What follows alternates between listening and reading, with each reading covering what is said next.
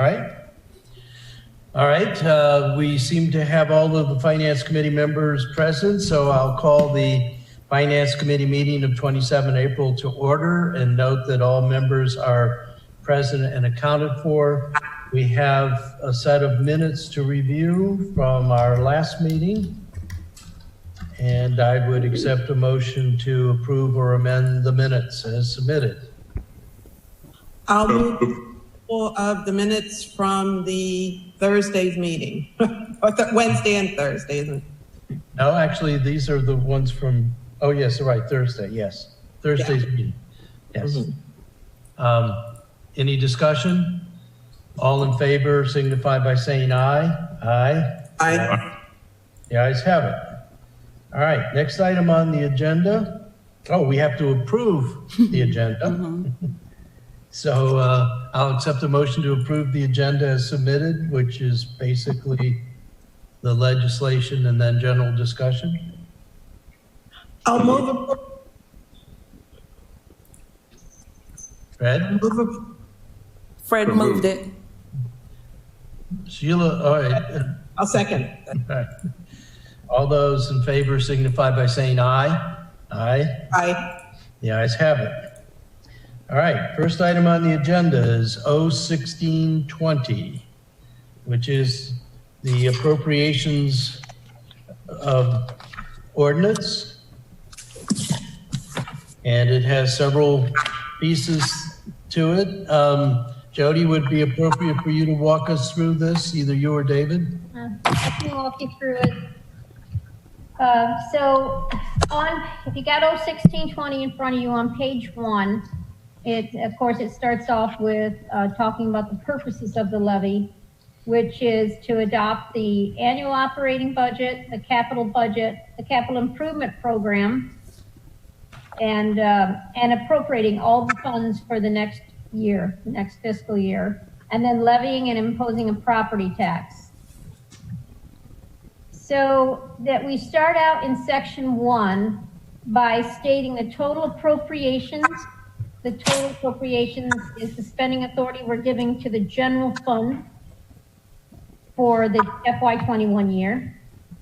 Then we go through each section talks about the appropriation for the different separate funds. The first one, of course, being arts and public places. Then on section 3, it's got the CDBG appropriation. Then we go to the grant fund, and so on and so forth. Section 5, 6, 7, 8, 9, 10 are those other special revenue type funds. And then for each of those, I'm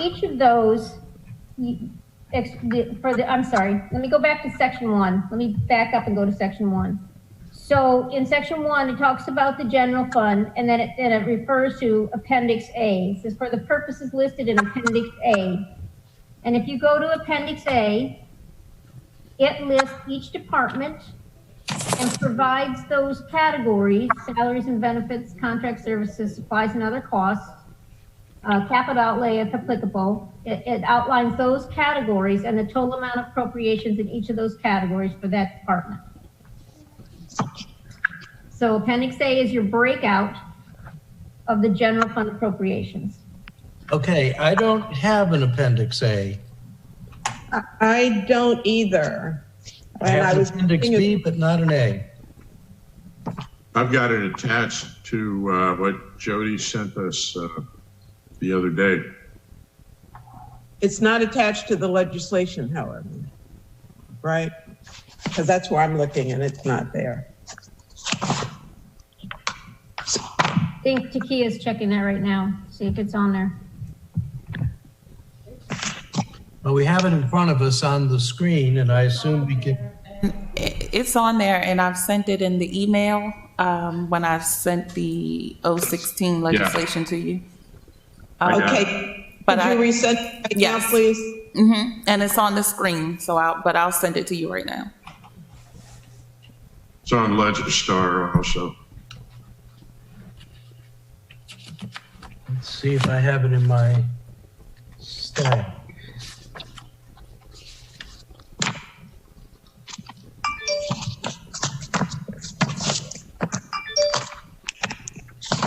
Layson, if it helps, it's the first attachment when you're looking in Legistar. So it's not necessarily in order.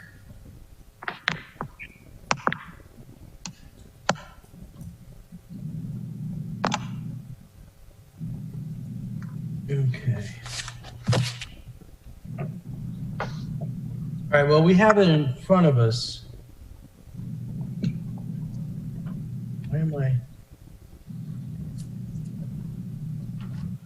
If you check your email, I just sent it to you. Okay. Thank you.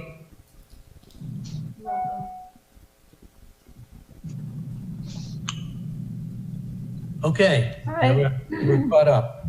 Well, so since we have Appendix A in front of us on the screen, you see there the breakdown and those categories that you find in the budget book that break down each department by the category. So that should match what you have in your budget book. Okay. All right, so then, of course, I went through those other funds with you up through section 10. Jody, I'm sorry. May I interrupt you? I'm looking at Appendix A. It does not coordinate with the legislation you're going through. You just mentioned 1 through 10. Okay, so if I look at Appendix A, and if you go to the end of Appendix A and you look at the total, Appendix A is the detail of the general fund appropriations. Okay, so is that That's A? in section 1. Section 1? Okay. Right. So I had to back up because I forgot to point out that in section 1, it tells you that the general fund appropriations are $86,267,450, and it's going to be spent for the purposes listed in Appendix A. Okay, got it. That gives you the breakdown. So then I went through those separate funds, which, as you know, are those smaller special revenue funds that are listed in the budget book on those summary pages, and we also have detailed pages in the budget book for those funds. Okay. And then when you pick up with 11, we're picking up with the enterprise funds, section 11 in the ordinance. And because we don't have an appendix for these, we have listed each of the categories separately. So the enterprise funds are sections 11, 12, 13, 12, 13. 14, 15, 16. Okay. Sewer fund, water fund, off-street parking, transportation, watershed. And the last is the refuse fund. Okay. So they go one at a time through those enterprise funds.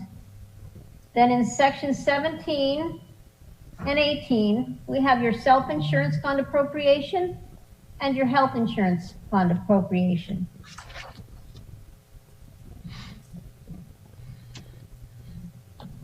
There, it's that one, and the 17 and 18 are those two funds. And 19 is your fleet replacement fund, and section 20 is the appropriations for the fleet operations fund.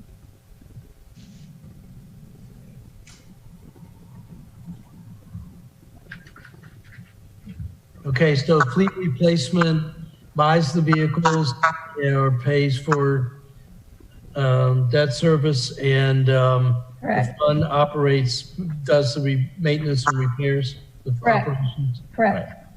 And Okay. each of those are getting their funds from the participating departments and funds. Okay, so I will go back to the grants fund, which is, I'm backing you up to section 4. Right. Section 4 talks about the grants fund appropriation of $6,306,206. Then it refers you to Appendix B.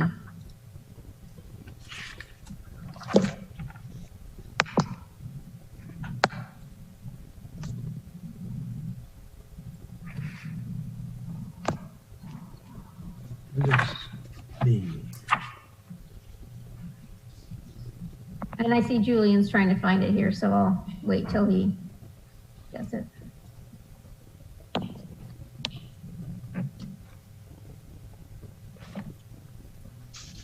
Now, will that also be found on page 25 of our budget binder? Or 26? Hold on. No. Grants fund total of, The 30s. 30, page 30? so the total.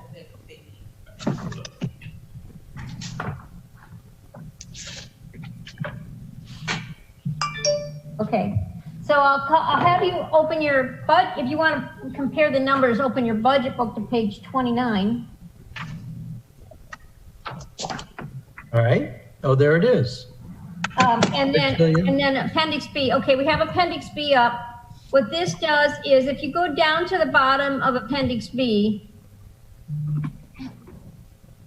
okay, see the 6,306,000 number at the bottom right? Right. That agrees to that section in the ordinance. So the three columns that you see are federal, state, and county grants. And down the left, you see the departments are listed. And this schedule, you could tie if you see on page 29 in your budget book,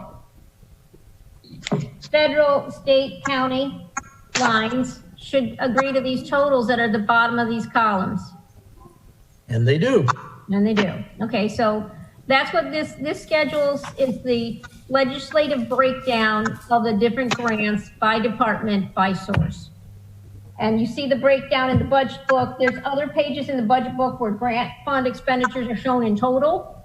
In addition, you have that detailed breakdown of all the grants.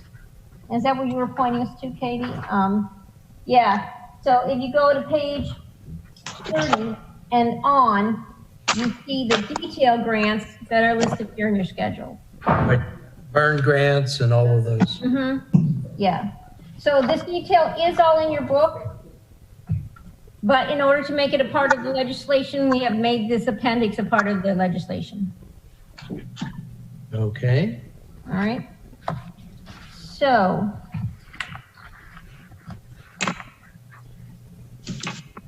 And I see an Appendix C. Yeah, and so I'll get there, and if you want to talk about Appendix C right now, we wanted to make, and I think this might be referred to, let me see. It's also an appendix that I don't have in my budget binder. Okay, I'll have everybody find Appendix C. It's up on the screen right now.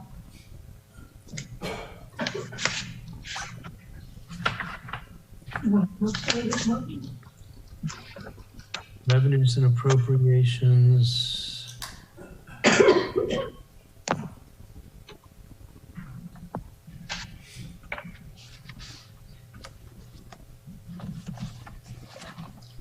Alderman Arnett, I just emailed it to you.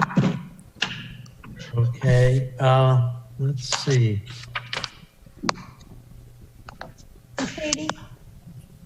Katie, will you look, search the 1620 to see if there's a reference to Appendix C? So far, I can't find it, but I don't know if I'm just overlooking it. Well, I'm looking at our agenda, and these appendices are attached to the legislation in our agenda. Yeah, they weren't in our budget book when we got it. Right. Yeah. But I'm trying to find this revenue. So we've got general fund. I'm looking on page 18 where it's showing revenues, but that's not got it. So it's Okay, hold on. I I'll help you find into the budget book. Jody. So this is general Here it is. fund page 21. Nope. So general fund. General fund. Jody. I think we have it in the book. Section 21 references Appendix C. Okay. I'm trying to see how this ties in. So, yeah, so 86, 267, 450, 759.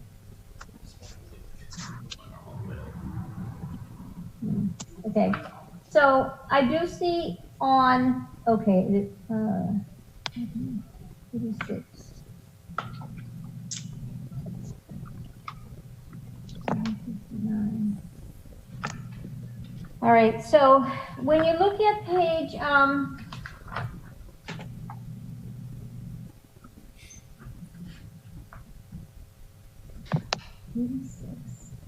okay, so 86, the total that you see on Appendix C, 86, 267, 450, is the total both in revenue and fund balance reserve uses. So that's page 20, where we show revenues, but the row Okay, headings are not the same. what do you, Go back up to where we were on the top of, I'm trying to find a page in our budget can binding. you please go to the first page of Appendix C, Julian? We're still up there with the general fund section. No, you're on the right page. Just the top. Can you go to the top, please? Oh, sorry. Thank you. Stop there Yeah, with right the general there. fund section. We're just looking at that section for now. Right. So All right. I'm looking for the thing that starts with taxes. Okay, all like- right, the detail, that's what you're looking for. So that is, okay, I would start on page 25, Yeah. Okay, the detail. right. So Schedule C in page 25. Appendix C.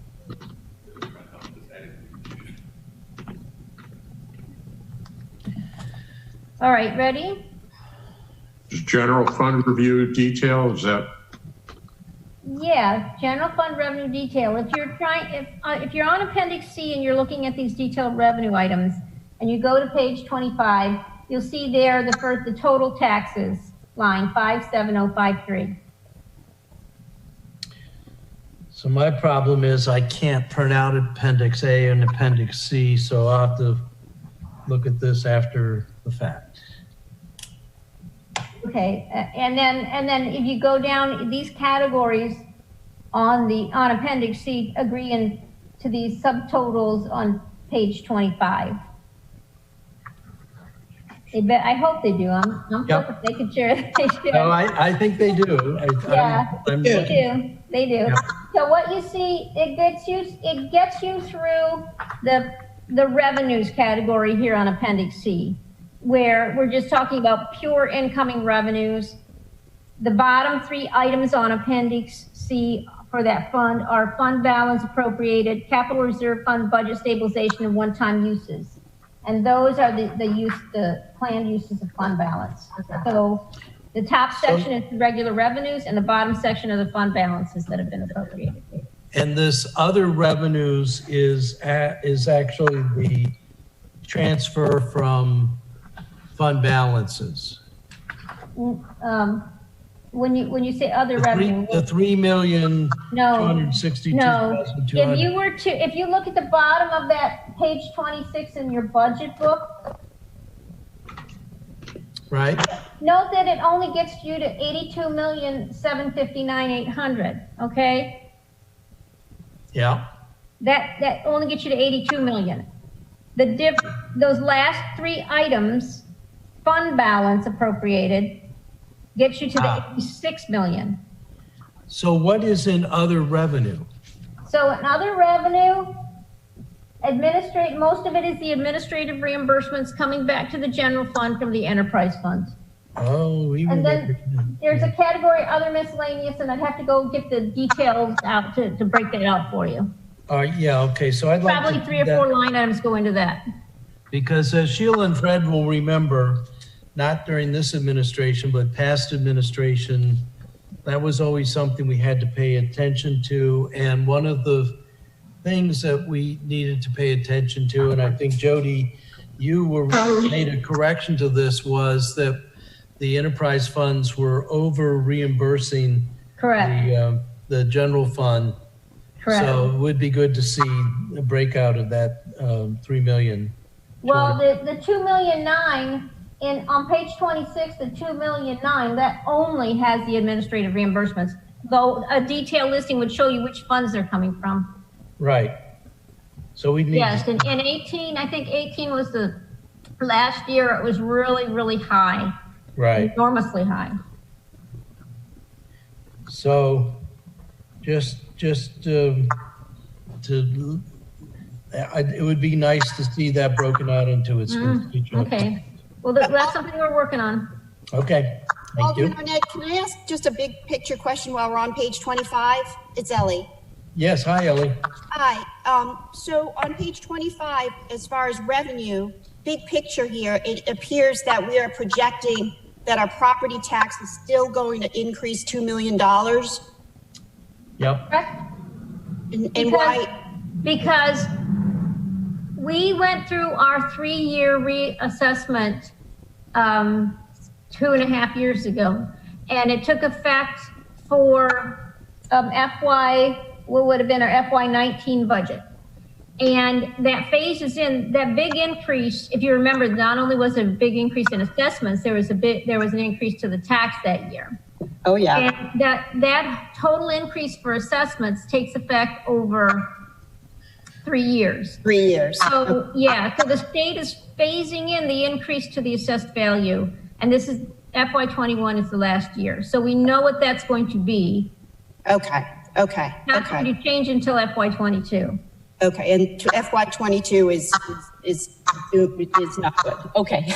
Well, we don't. We don't know. Alderwoman Tierney, we don't know on property taxes because we don't know what this situation would do to the value of a home or businesses. We don't know yet if this is going to have a long impact on the assessed value or not. It's more the things like income taxes that's going to have a near-term impact on. So I'm not sure if this is going to trickle down to property values or not. Okay. So thank you for bringing that up. And that implies that we think that over 3 years, the assessed values will go up $7.3 million, right? Because this is only a third of the annual increment. This is the last third of our actual assessed increase from a couple of years ago and our current property tax rate. So this is a real number. We It's don't a real know number. what it's going to look like in out years. And so one of the things to talk about, not for this year's budget, but worrying about the out years with the effect of the pandemic, is what is going to happen to real estate values. And I think that's something that we need to do in our deliberations, but not something we need to do to look at the legislation, because this is a real number. So the only indication that we have about property tax values, we had a conversation with the county to see what's happening with them on their assessed value. They get pieces of their area gets reassessed every year. Certain sections gets reassessed every year, and they were seeing like annual increases, 2%, 3%, something like that. They were going up in smaller amounts. So I'm not sure what this next reassessment is going to be, even without our current issues. It's not going to be what it was it's not going to be what it was the last time around. And don't anticipate 9% increases in our assessed value.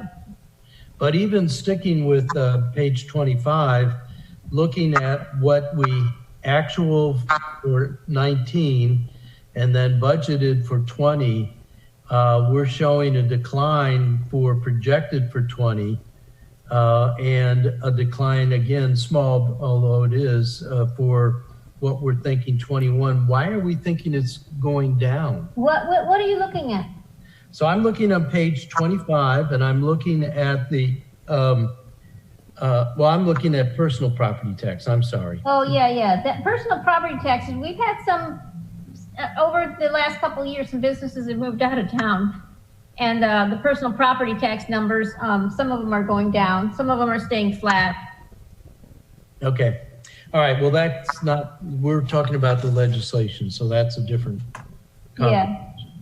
Okay. So in Appendix C, where did you find that reference, Katie, to Appendix C, section?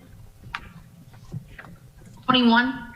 Yeah, section 21, that the anticipated revenues and appropriated fund balance are shown in Appendix C to satisfy the requirements set forth in 6.16.10 to the code. And Ross, this kind of helps you across one of those hurdles from last year where you thought the revenue should be a part of the budget. So we added this appendix to the back of the budget bill to make it a legal part of the budget. Thank you, I appreciate that. All right. So this appendix goes through and lists the revenue sources from all the separate funds. Then it goes into the sewer fund, water fund, again, through the enterprise funds, self-insurance, health insurance, fleet replacement, and fleet operations all the way through, and gives you line item breakdowns of the revenue sources. I won't call it line item, I'll call it subcategory breakdowns. Okay, that looks good. So that's the capital budget. So then when we continue through the ordinance, section 22, of course, lists all the appropriations in the FY21 year that are shown in the capital budget. These are the only legal budget appropriations being established this year. And this plus what's left over in prior approved that's unspent is what they're authorized to spend up through the next year. The other years, go ahead. Okay, never mind, I got it. Yeah, so this is only gonna legislate legal authority for FY21 layering, the layer of funds that go in FY21. And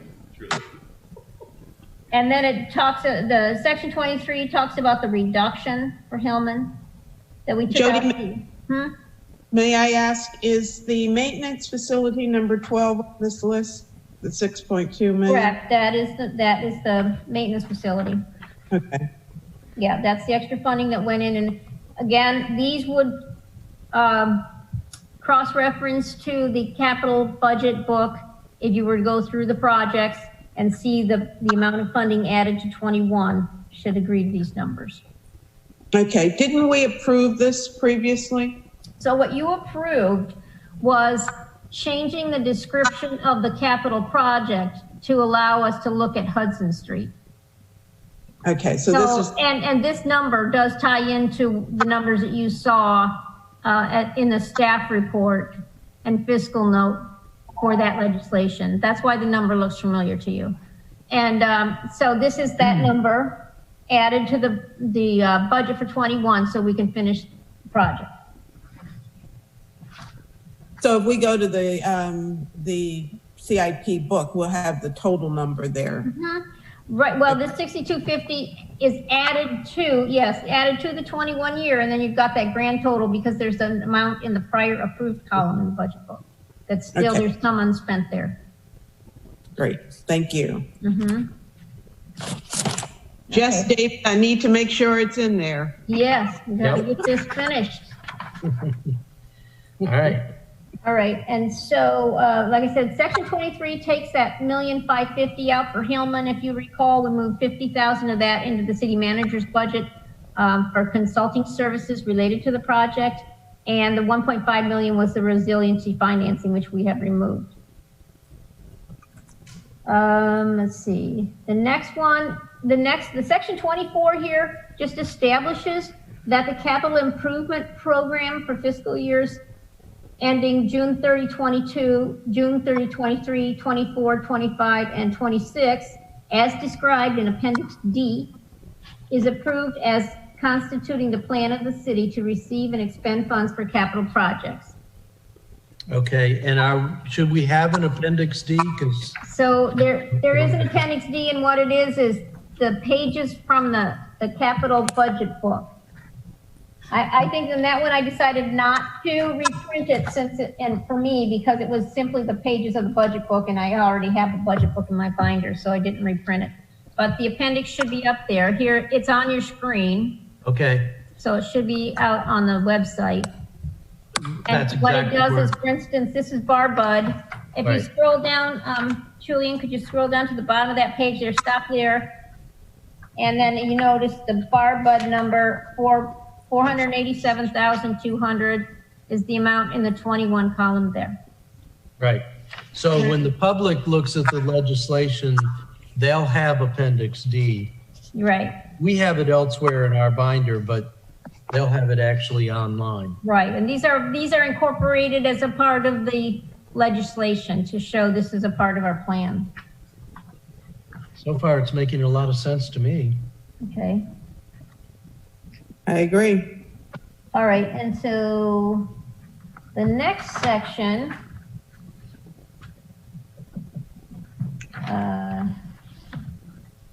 City Council hereby approves the acceptance of gifts, grants, and contributions to support the appropriations in this ordinance. I assume this is some legal requirement we need to add to the bill to be able to accept grants.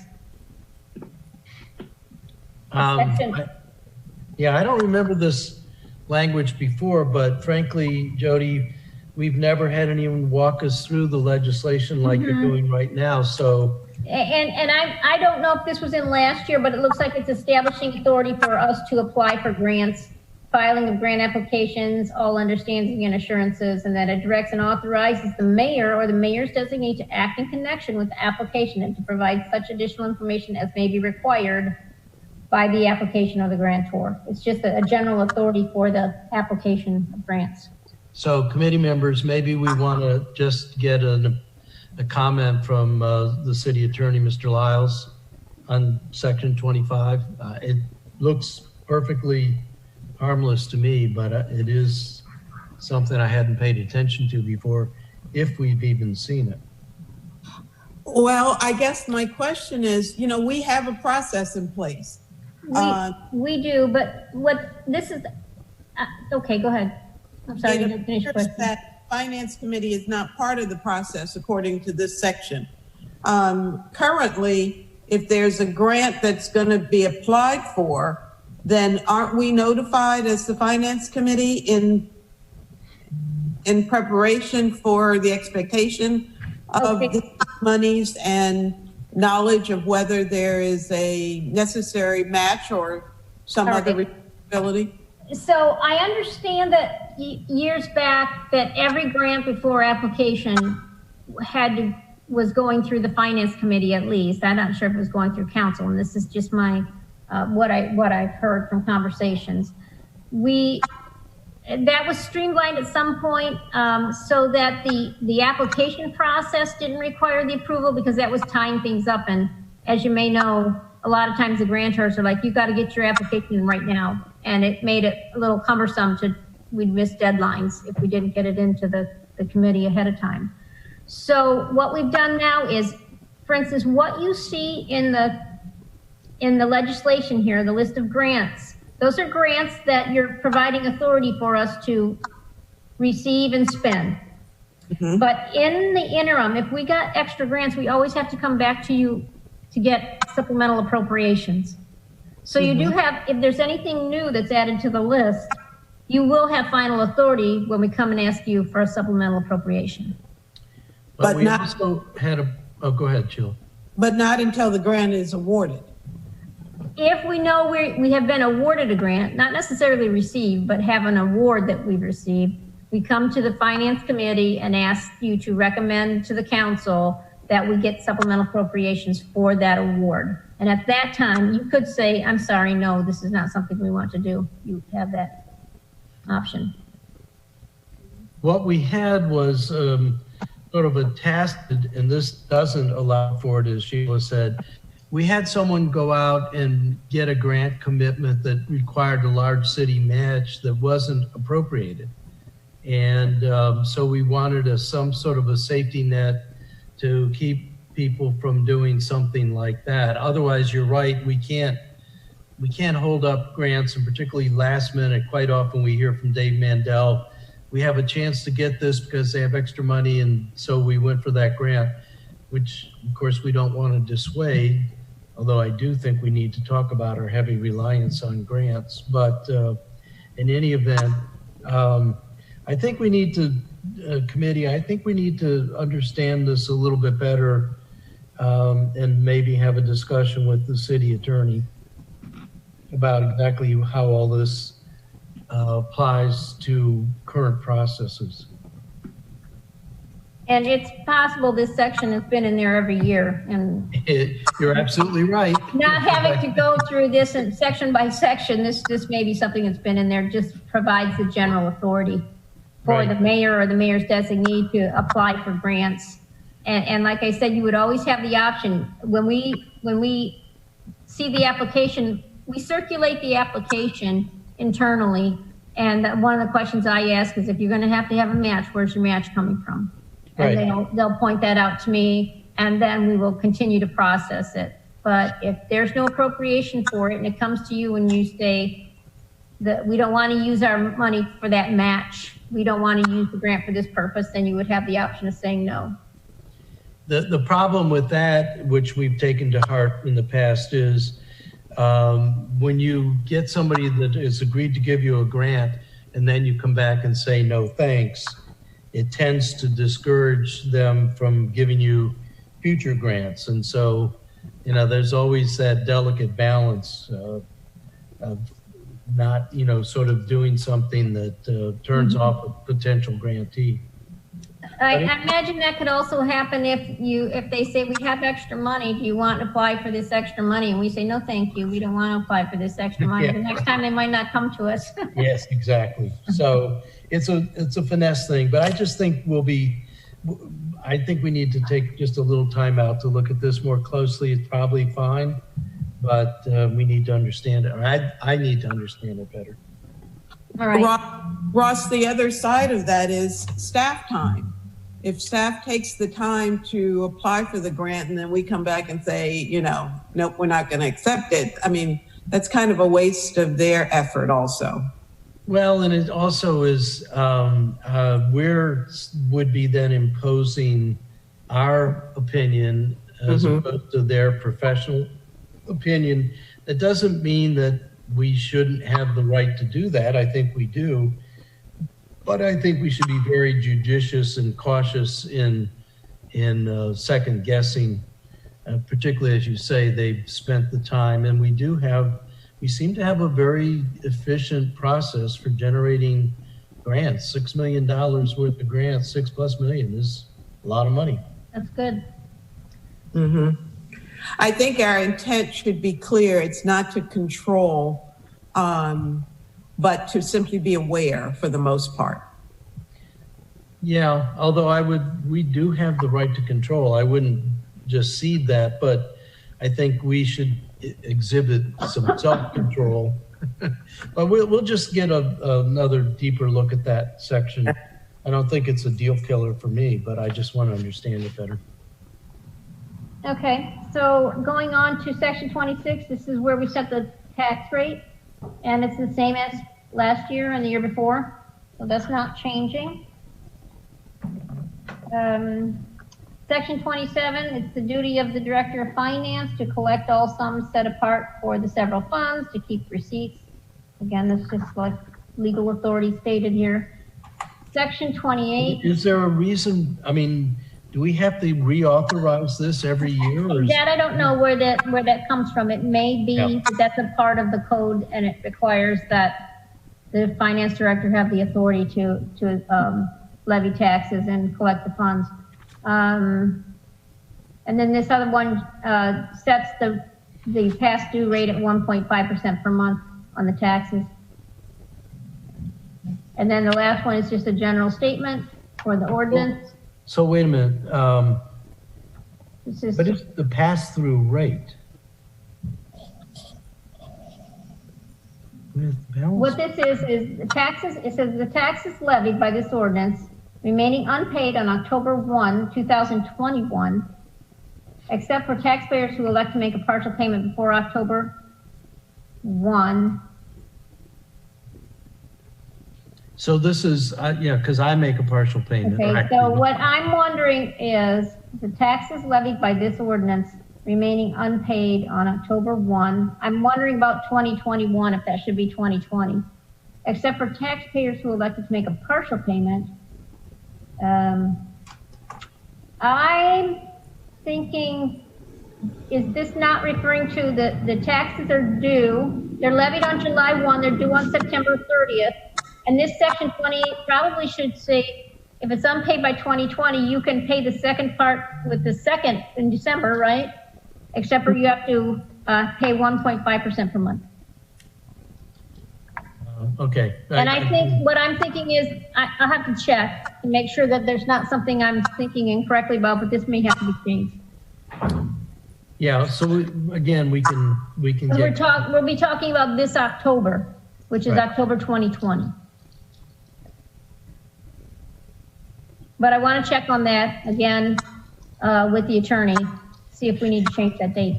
Right. What you're doing for us, Jody, this year is something I don't think we've really, at least I don't think I've done due diligence looking at the particulars of the ordinance. And so I think this is a good walkthrough. There's a couple of things that we need to check out with law on 25, 27, and 28. But I have to say, I think this is really quite nicely laid out, and also crosswalks with the detail that we have in our binder for general appropriations and in enterprise and the capital. So, committee, what do you think? I mean, it looks pretty good to me. Russ, I agree. I think this has been excellent. And if we had this walkthrough before, I think we all slept through it. Yeah, I really don't It's been remember. very informative today. And Hey, who are you talking about? you and me and Right. everybody. Me too. So thank you, Jody. This was very helpful. All right. So the next thing are the fees and fines. So that I don't, let me see. David, you had mentioned when we were talking over the weekend that there were, and on your list, it was something about looking at, let's find that. Probably the enterprise Yes, enterprise, yes. fund. Yeah, that's right. Where's your email? I can't find your email, but anyway, I know on fees, there were some things that I wanted to look at, in particular, the fees that we were charging for, God, why can't I pull up that? We just did the legislation on it. Watershed restoration? No. The, Wrexham, the pool? the bed and breakfast, what do we call it? Hotel motel tax? No, ST. STR. Yeah, ST. Short-term rentals. yeah, short-term rental fees, yeah. We got the legislation passed. As far as I know, we haven't done any inspections, but we also wanted to come back and look at that, which I assume is part of this, under Title 17.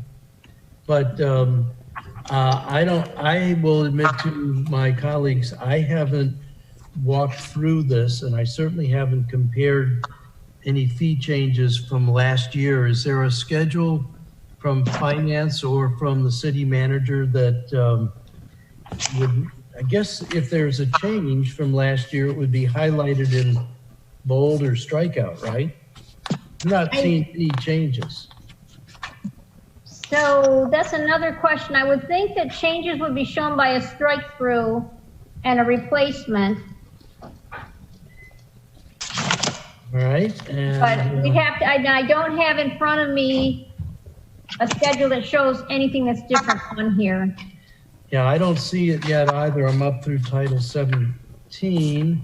I did flip by mooring fees and slip fees. We probably want to have a little look at that. I'm up to the parking fees, and I don't see any changes on the first. I do know there weren't many changes, but I'm just trying to see if I could find something that we had that would say, here are the changes to the fees.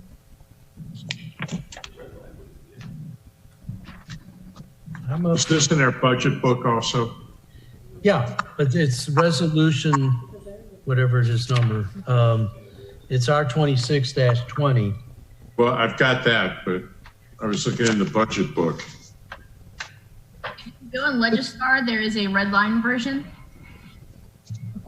Oh, really? the second attachment. Let's go back. Come on.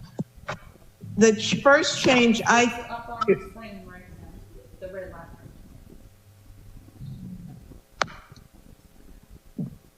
The first change, and I had gone through this, the first change I came to that jumped out at me was the swimming pool fees. Which we And- just did, right? Yeah, but it appears as if the change is here, but there's no strike through to indicate it's a change. And I'm on, well, I numbered mine, page 44. I believe that It's under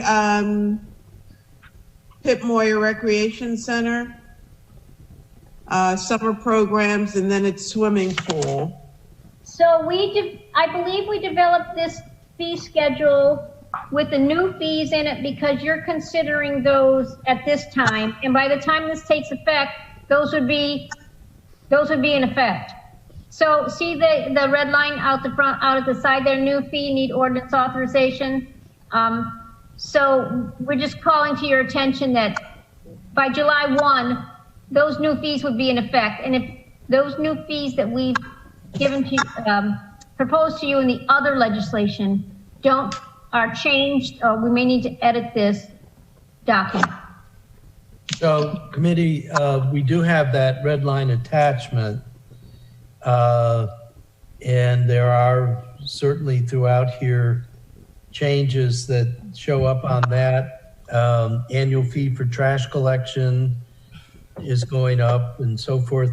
Do we want to walk through this schedule now, and the red line schedule, or do we want to take our time each individually and come back to the committee with particular fees that are of interest or concern to the members? I mean, we do have an outline of what has changed. Yeah, I mean, if you just page down through this red line version, you'll see the changes. And one of this is the pool fee. And I know the refuse fund, the trash pickup fees have changed. They do most years. So just looking at that, which is 1016-160, and then 1016-200, we see the increase annual fee for trash collection for dwelling within goes up a little bit, goes up $13. But then the refuse hauler permit, 6 to 10 vehicles, I don't know what that means, is going down by $60. Is that something that we would need Public Works to come back and explain? Correct. Oh, and I don't know if the city manager would have any more information on that. I can tell you that the solid waste pickup rate is going from $261 to $274. So that is a 5% increase. And as far as decreasing the fee on the other thing, that would be a Public Works question. Yeah, we may want to have Public Works come back and talk about all of their fees together. The watershed restoration, water, sewer, and refuse all together. I put those as a separate block, and as I tried to organize the discussions so we could just bring them back and have a discussion.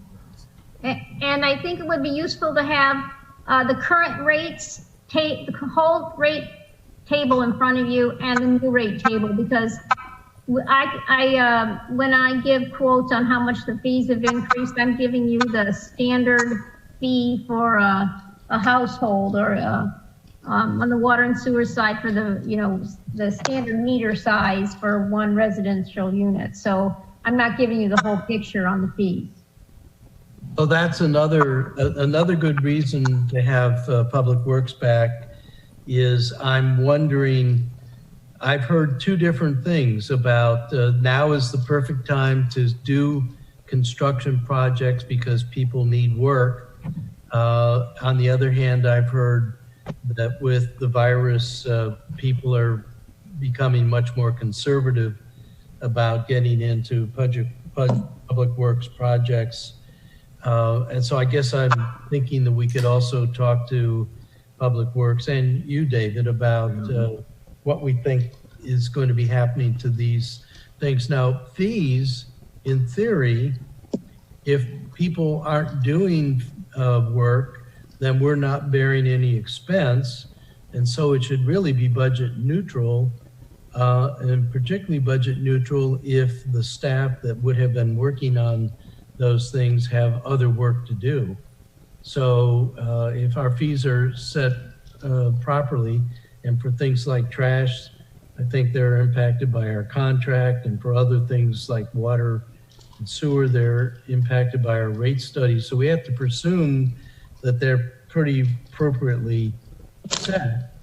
The question is use going down? For example, David, water use, with people staying home more, I would think that water and sewer usage might actually be going up as a result of the sheltering in place or stay at home rules. Has anyone looked at that and had any notice of that impact? Not sure that we've looked at that. That's certainly something worth looking into. Yeah, I'm sure there's residential uses going up, and the commercial use is probably going down. So I'm not sure how it would show in the statistics, but I'm sure it's having some kind of impact. Yeah, and there's notes in Title 16. There's a whole bunch of notes about simplification of fee structure proposed by DPW. So we definitely need to hear from them. There's several pages of that that I hadn't paid attention to until now. Here we go, Title 17, fee in lieu of planting. So our good old legislation for the Forest Conservation Act.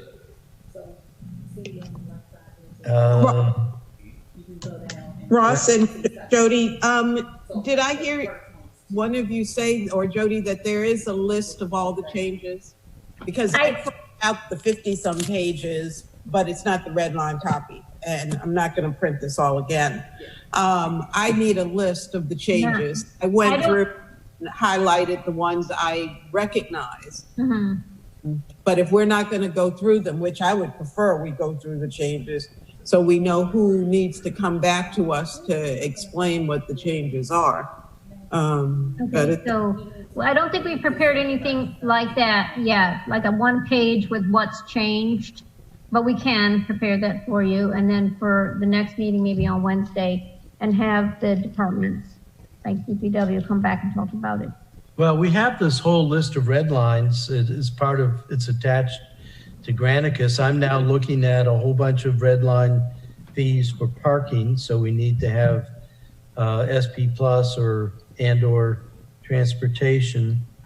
Then there's this fiscal year 20 proposed changes to parking rates, and there's a whole bunch there. So I think clearly we're going to, here's transit. I don't see any changes for them. Whoops. We had significant parking fees last year, changes to parking fees for the FY20 budget, and I don't think there's any parking changes this year. So Sheila, I do think we need to go through this. Part of the service that the Finance Committee, I hope, provides to the council at large is that we get into these details, and in our report to them, we recommend, we looked at the parking fee changes and they are consistent with what SP Plus has presented to us. We looked at the pool changes, we looked at the whatever changes. So I think, looks like we need to have DPW, transit, and SP Plus, and there are some parking changes here, so yeah, we need to talk about that. So I think that that's what we need to do, is to reschedule sometime in short order to do the walkthrough of this red line schedule of fees to formulate our recommendation. And then if any one of the committee members or other council members, like I had already mentioned for the short-term rentals, I definitely wanted to take a look at the fees. It seems to me there's some inconsistencies in fees between short-term rentals and bed and breakfast and long-term rental, where short-term rental, I think, is $200, the same building. If it was a long-term rental, is $100 for an inspection, and that doesn't seem to make sense. And I guess that means we need to have John Manessa from Planning and Zoning come for that discussion. I hope we don't miss anyone. That's why, because we're just, that's why I was hoping there was a list someplace of all the changes, so we'd know I that. think the red line is a list of all the changes, right? Well, it's not a list. No, I'm talking about a list of the changes only, I guess. It is in red line. You have to go through all 50 pages to find those changes, as opposed to having one page and then we could go to the specific section. Yeah, I think that would be helpful. I mean, I'm trying to go through it right now, and it's difficult to follow, to say the least. Well, the good news is when we go to fines, I only see one change in fines, and that's in the historic preservation violation section. So that seems to me like we need Roberta or someone from Planning and Zoning to talk. Julian, that would be a different resolution, I think. Yeah, that's the next resolution. That's the fines schedule.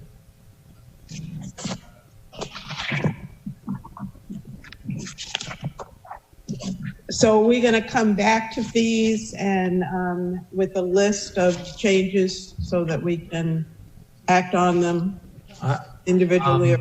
I think we certainly need to come back to them to have the people from the appropriate departments, DPW, transportation with SP Plus, and planning and zoning here to discuss those changes, some of which may have been offered by one of us as a change to a fee or a fine, but have a discussion of those. To me, Sheila, the red line schedule is the list of changes, but I don't know exactly what you're looking for as a list of changes that's separate from that. The red line copy is the entire schedule with only the red lines on the changes. So you have to go through each of the 45 pages or 50 pages to make sure you catch all of the changes. Yeah. What I'd like to see is a list simply of the changes. Well, I mean, that's fine. For me, I want to go through the red line list with all of the changes with the departments. Well, So- I want to do that also. Yeah, But okay. I get for me, a better organized way of finding them. I don't want to miss anything. How often have we thought we made some changes and then when the product is done, you missed it? Don't I want to. agree. Yep, no, I agree. Which day do we want to have that discussion? And then we'll see if we can sort out all of the fees that aren't changing and just have the ones listed that are changing to make it easier to use. But that would take a couple of days. So if you want to do that on Wednesday or Friday, we can schedule to have the departments available as well as that shortened list of just the changes. It seems like, in fairness to the department, we ought to think about Friday, not Wednesday. If That's they- fine with me, Mr. Chair. Yeah. Give them time to, because they have other things that they're doing. Okay. All right, good. All right, well, so that we did, I think maybe just take a quick minute to look at the fines but I only saw one change. Before you go on, should we have Director Trader from Recs and Parks also? Yes, yeah. All of the departments where there are changes, so it's the pools, it's the parking, it's the connection fees, it's the fees for historic preservation. And I would like to add a discussion, and I'll prepare something to share with everyone about my look at the fees for the rental, across all rental properties. So that would be long-term, short-term, and bed and breakfast. It does seem that there's some really egregious inconsistencies, particularly bed and breakfast pay much higher fees than short-term rentals. They pay by room, number of rooms and things like that. And I'd at least like to have a discussion with the appropriate folks about, gee, when you go in to inspect a long-term, short-term, or bed and breakfast has the food preparation, but other than that, pretty much looking at the same bedrooms, the same fire protection equipment and those sorts of things. Why would we have a different fee? And there may be a policy reason why we would want to have a different fee. I'm not saying there isn't, but there are different fees and it isn't obvious to me. So anyway, I would also like to have them come and be ready to talk to us when we get back into these fees. And by the way, committee, again, I just have to feel very pleased with the job we're doing this year. It feels so much different than last year. I don't remember us getting into these kinds of details. Sheila, you're right. We often skimmed over things and then would say, gee, I thought we changed that, when we didn't. And I think that to the extent we do this and then put that forward to our colleagues on the council, we're going to make their job easier as well. So I thank you for this work. And you too, Jody and David. All right. Did we want to take a quick look at Resolution 2720? It's very short, and there's only one red line change that I see in the fines, which is on the... Can you give us a page number on that so Julie can scroll down? Yeah, it's page 14 of 14 is the only red line change I see, and it's for historic preservation. And Ellie, if you're still with us, that's something you might be able to speak to right now. It's a change in historic preservation violation from $100 per day to $200. And I don't know what the column heading is, something from 200 to 500. I guess that's second and third violations. Are we looking at the red line copy? I'm not seeing that on. Yeah, on the red line copy, I only see one change in fines in all 14 pages, and that's on the 14th page. Doesn't mean that we shouldn't consider as a committee whether there should be any changes, although I've tended, yeah, that's it.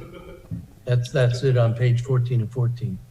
Yeah, this was a decision by, I think Roberta Lehner is probably the best person to speak to it. I mean, I support it, but I think that the genesis of it is their inspection process and what they've been finding, and mostly as a deterrent, if you will. My general sense of fines is that you don't want to have to use them. well, no, I think that they're actually pretty minimal. The real trick to the fines is we use the Maryland State Citation Form, and on that form, there's a lot of different boxes that you can check off. One of them is it's a $100 fine. Another box is it's $100 per day. Another box is you have to pay $100 per day and show up in court. And it's that last one that really, for recalcitrant people who are just paying the fine as a cost of doing business, it's showing up in court that tends to make a difference. So, but I've always been struck with, you know, you go ahead and tear down a building without permit, $100 fine. Well, who's not going to tear down a building? And all you have to do is pay a $100 fine. So, Well, yeah, let me just interject. I think, and I know Roberta's not here to defend, but what they look at is actually what is the cost of them going back and reevaluating it. It's actually our cost to cover our costs for services. And I don't know if she looked at it as, as a whole, and this is an average cost to just cover our staff costs in re-looking at some of these properties. see, I think that's a philosophy for fees. Although even there, I think we're wrong. We've been told that we can only do fees, and this is years ago, that you can only set fees equal to what it cost you to administer the particular fee. Like installing a 6-inch water main, you have to have the cost of the material and the cost of the staff, and that's what sets that fee. I think that I've been told by others that no, you can set fees to have an administrative aspect to it too, which could be you want to discourage a lot of applications for those things. But fines, I think, is entirely different. Fines are clearly punitive.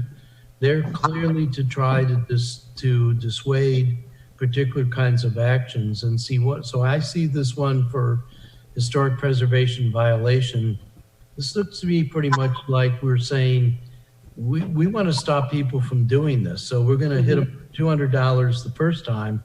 After that, $500 per day can add up pretty quickly. And so I guess one of the things that I will do and other committee members to look at in terms of fines are, here's an open air market house violation, $10. Sure, all right, fine. Here's your $10. I'll do the violation. I mean, are we really, if the purpose of fines is to dissuade particular kinds of activities, it seems to me like it ought to be big enough to hurt. But that's just me. I guess I'm just a mean person. I don't know. Pool tables, billiards and pool tables. I'm wondering, do we even have any of that anymore? Why are we?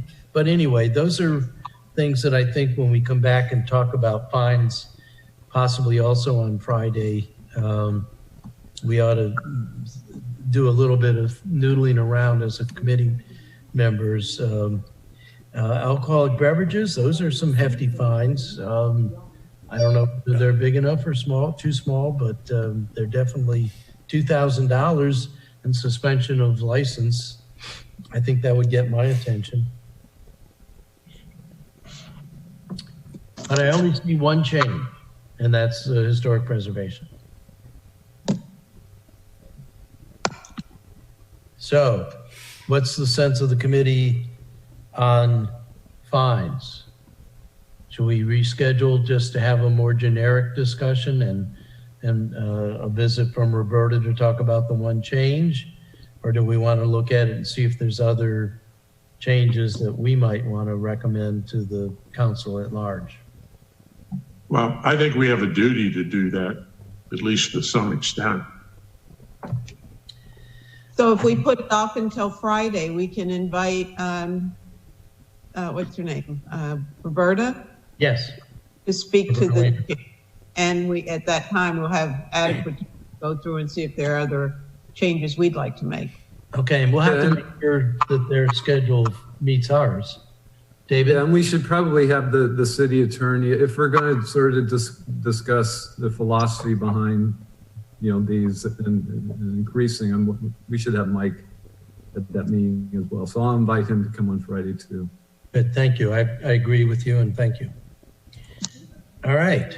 I think this was a very productive exercise. We didn't finish it, but I think we have a good plan to finish it and come up with some substantive things so we can put in our report to the to the city council.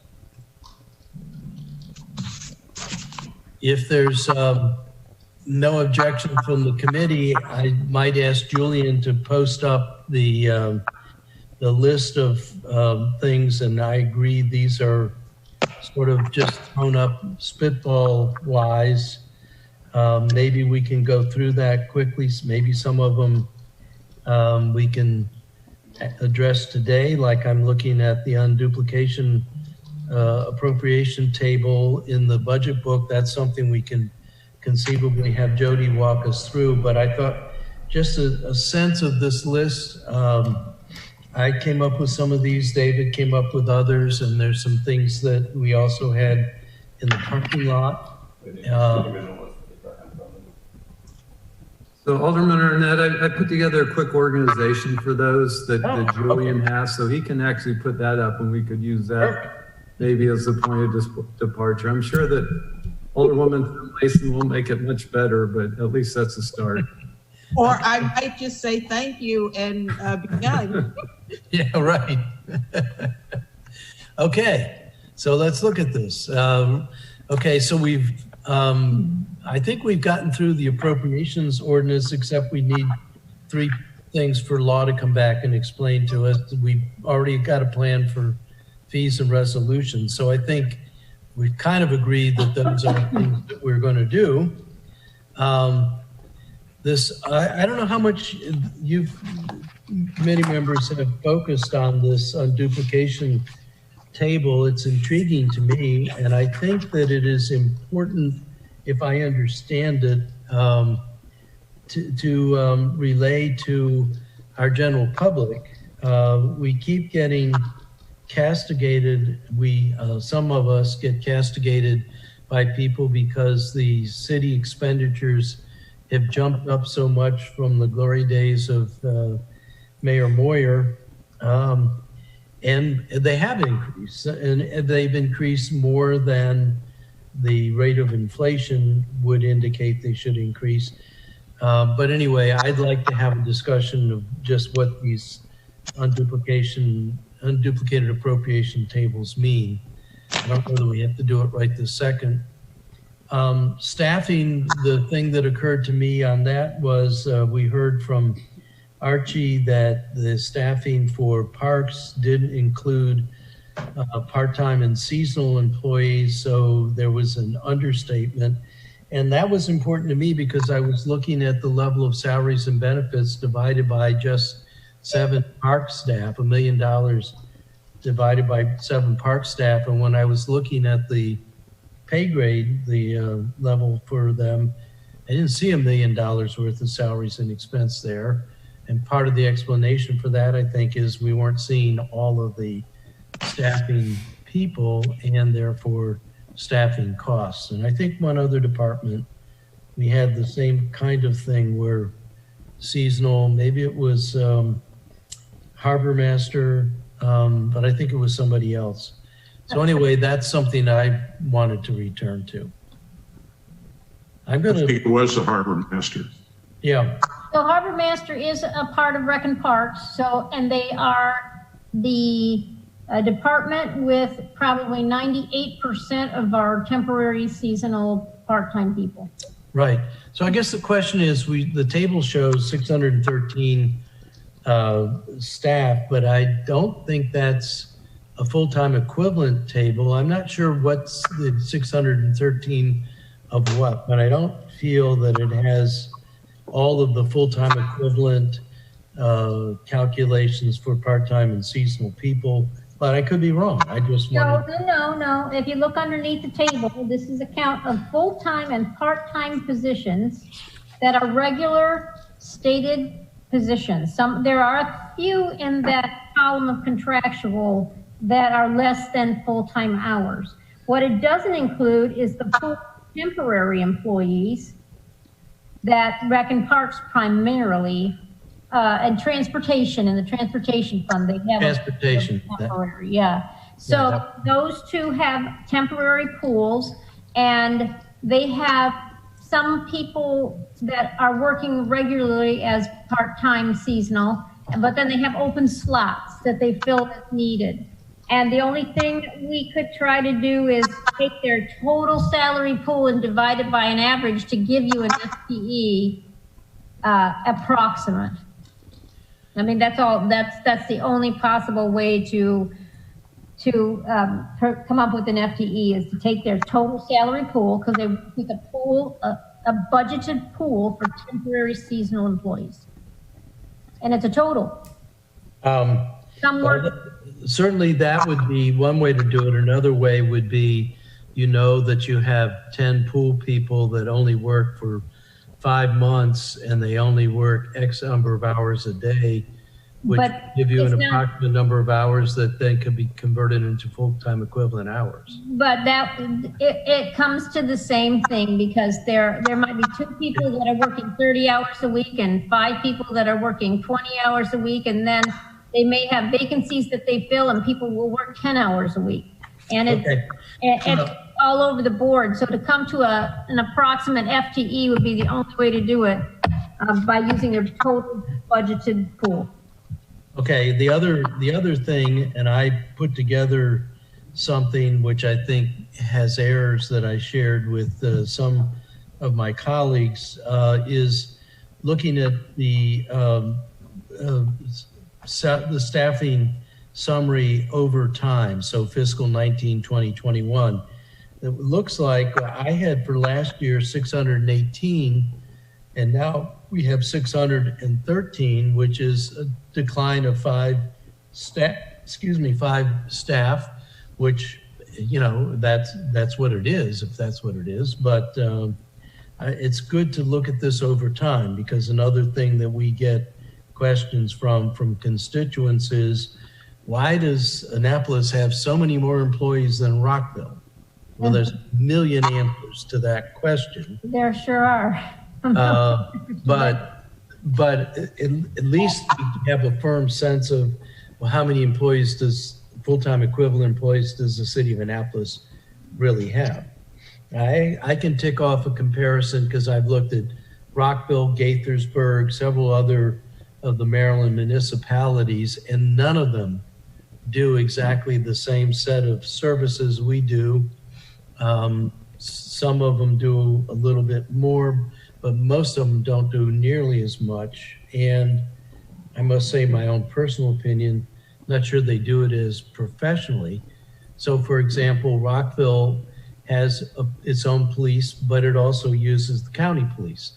And I think the same thing for their fire department. They have firefighters, but they also have, like we do, a mutual aid agreement with the Montgomery County Fire. And I would ask if they're delivering their own utility services, or are they using the county or the regional utility services? Right. And a lot of their rec and parks up there is done by, what's that commission? That's Prince George. Oh, yeah. Bill Park Commission. Yeah. There's a bus going by. Hold on. All right. Yeah. Prince George's and Montgomery have the Washington Suburban Sanitary Commission. Right. So they're sharing their utility services there. They don't do their own utilities. We're doing utilities, which accounts for, as you can see, the water fund and sewer fund, a substantial number of employees. So, and DPW, the roads. Right. And I've gone through this exercise at least 2 different times with Bill Kardash, working with MML, and I think that we are different. We are an apple, and other municipalities are oranges and pears and peaches. But that doesn't mean that it's not a legitimate question for our constituents to ask us, and I would like to be able to feel pretty confident on at least some basic things like how many employees full-time equivalent employees do we have? How is that changing over time? Right now, my sense is it's going down. And that should, for those people who are thinking we have too many people or are spending too much money, that should mitigate some of their concerns. But that's the reason why this item. Then we have all the capital items. Before you go on, may I ask a question about the staffing summary? First of all, we look at police and it says 150 civil service and in fire 140, which are those, where do these numbers come from? I'm always cautious about round numbers like this, and it's very odd that police have exactly 150 and fire have exactly 140. So it in there. We have cleared these through, maybe just coincidental, there may be a reason for the even numbers, but it does agree to the munis positions for the most part that we have in the system. Okay. There is. But Sheila, that does take us, because if you go to page 98 and 99, police, and I think you get the same thing for fire, do a good job of giving us quite detailed set of information.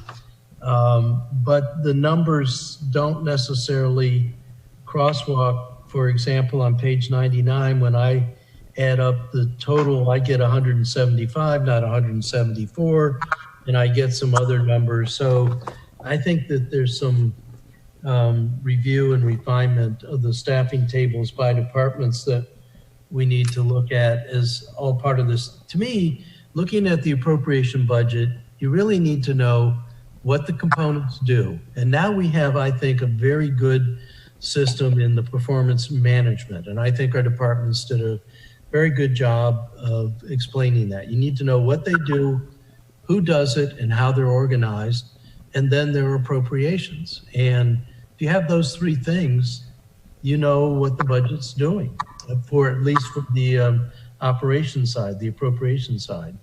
You have to do the capital and all the other things and look at the grants and that other detail. And so that's why I do pay attention to the staffing. That tells you who's doing it, what they're doing in the organizational chart, and helps you make a sense of what our departments are doing. Ross, the other part of my question is about OEM. And I do believe that that number is incorrect because they only have 2 contract people in OEM. I'm not sure where the 4 came from because those are the 2 positions that the director is requesting become civil service. He's got 3, and I just double checked with him to be sure I wasn't. There's a third. Okay, so I'll try to look this up on my position table for you. There's at least a third contractual person that's there and is grant funded, and they've told us that if the grant were to not be funded, they would not keep that person. And Well, I would suggest that we go to the directors and find out what's actual, because he just sent me an email back. I texted him to ask about these numbers. And what did he say? He said that he has only 2 contract positions. Okay, so he's 1 exempt, 3 civil service, and 2 contractual. Okay, so I will tell you, he has in the general fund, the director, the deputy director, and a grant specialist. And the grant specialist is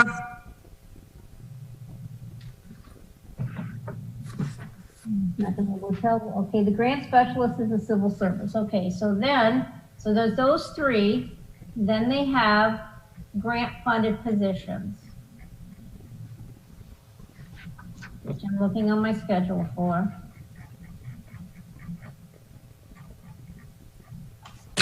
There are 4 positions that are grant funded. The 2 contract services people that he's trying to get changed to civil service. There is the emergency management planner who was changed to civil service last year. And there is the BRIM team coordinator who is contractual. And so Nicole. I just would like for you to go back and have a discussion with the director, because I think he knows who's in his department every day. I know what you're reading on paper, and that's fine, but I think somebody along those lines is being counted more than one. But what this does for me is confirm that there's still some work to do under number 2 in terms of the staffing, and it's something we can take care of. And I think that if we're confused looking at it, I think it's reasonable to assume that our colleagues on the rest of the council might be confused. And again, I see our role as trying to give them as much help understanding the budget, because they're not looking at it day in and day out like we are. So part of our job is to help them look at this with our report in a very efficient, effective way. So we have some details to get caught up on number 2. The next one is the capital budget. I think we did have a very good walkthrough from Public Works of both the CIP and all of its categories and the capital budget itself. The level of bond funding, I think, is a discussion that we have every year about how much we do as pay-go versus bond, and also in this uncertain environment, how much borrowing.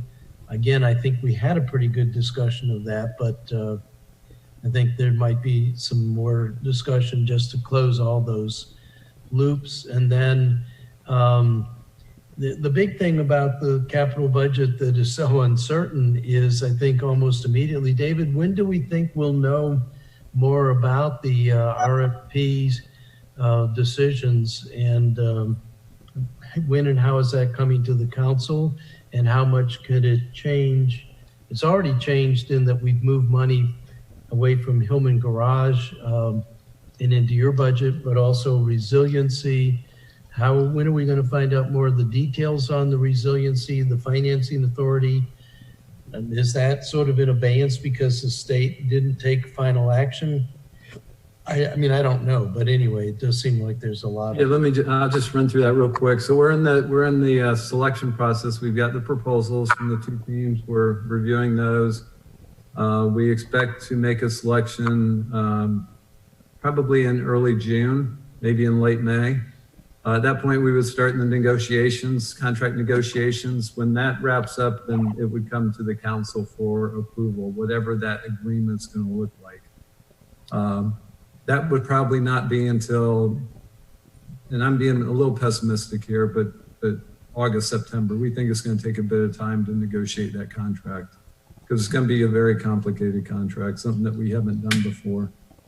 So I would say probably back to the council in September after you come back from the recess, if that goes like we expect. So I guess I would put to my colleagues,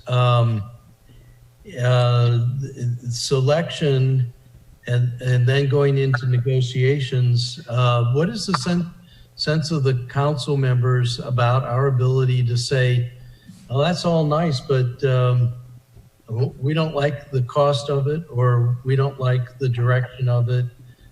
We don't think we need a Hillman Garage that big, or whatever. I guess I'm wondering about where would be a good place for the council to get a briefing and a sense of the council. And I'm asking that as a legitimate, I don't have a strong opinion of my own on that. I just have a question. Apparently I'm the one that has that question. Well, Ross, I think we all are waiting with the expectation that we will have an opportunity to have some input. And David just said, you know, they will be negotiating a contract, that it'll take some time. It's very complicated, I heard him say.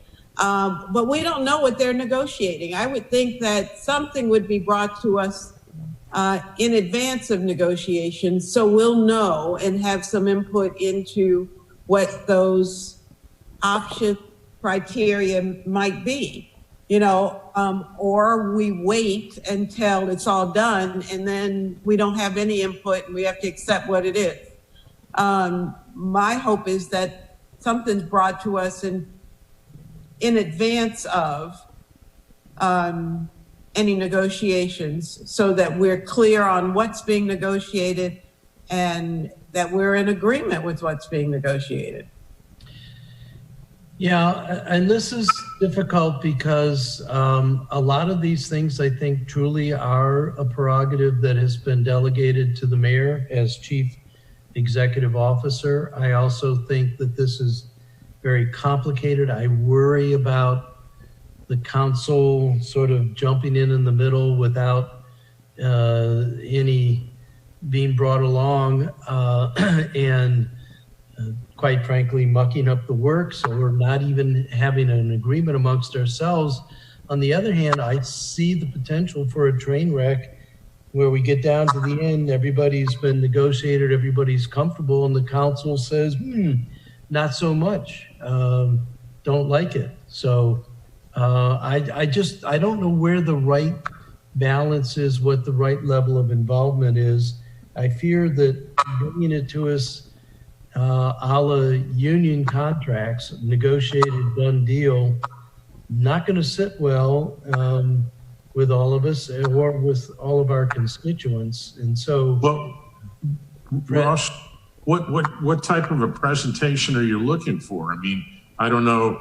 I understand what you're saying, but I don't understand what we would get or expect to get in the way of a presentation from probably the chairman of the commission that was appointed to study. well, actually, I think it would be more from the city manager, from David. I think that the RFP has a number of things that it's asking for the groups to be responsive to. And quite frankly, for me at this point, enough might well be just we got responses to how we're going to manage parking while Hillman is down, and both of the groups have creative and acceptable responses to that. That's going to be a very hot topic. When Hillman is down, we're going to have problems with where's the parking revenue coming from. We're going to have problems with where people are parking.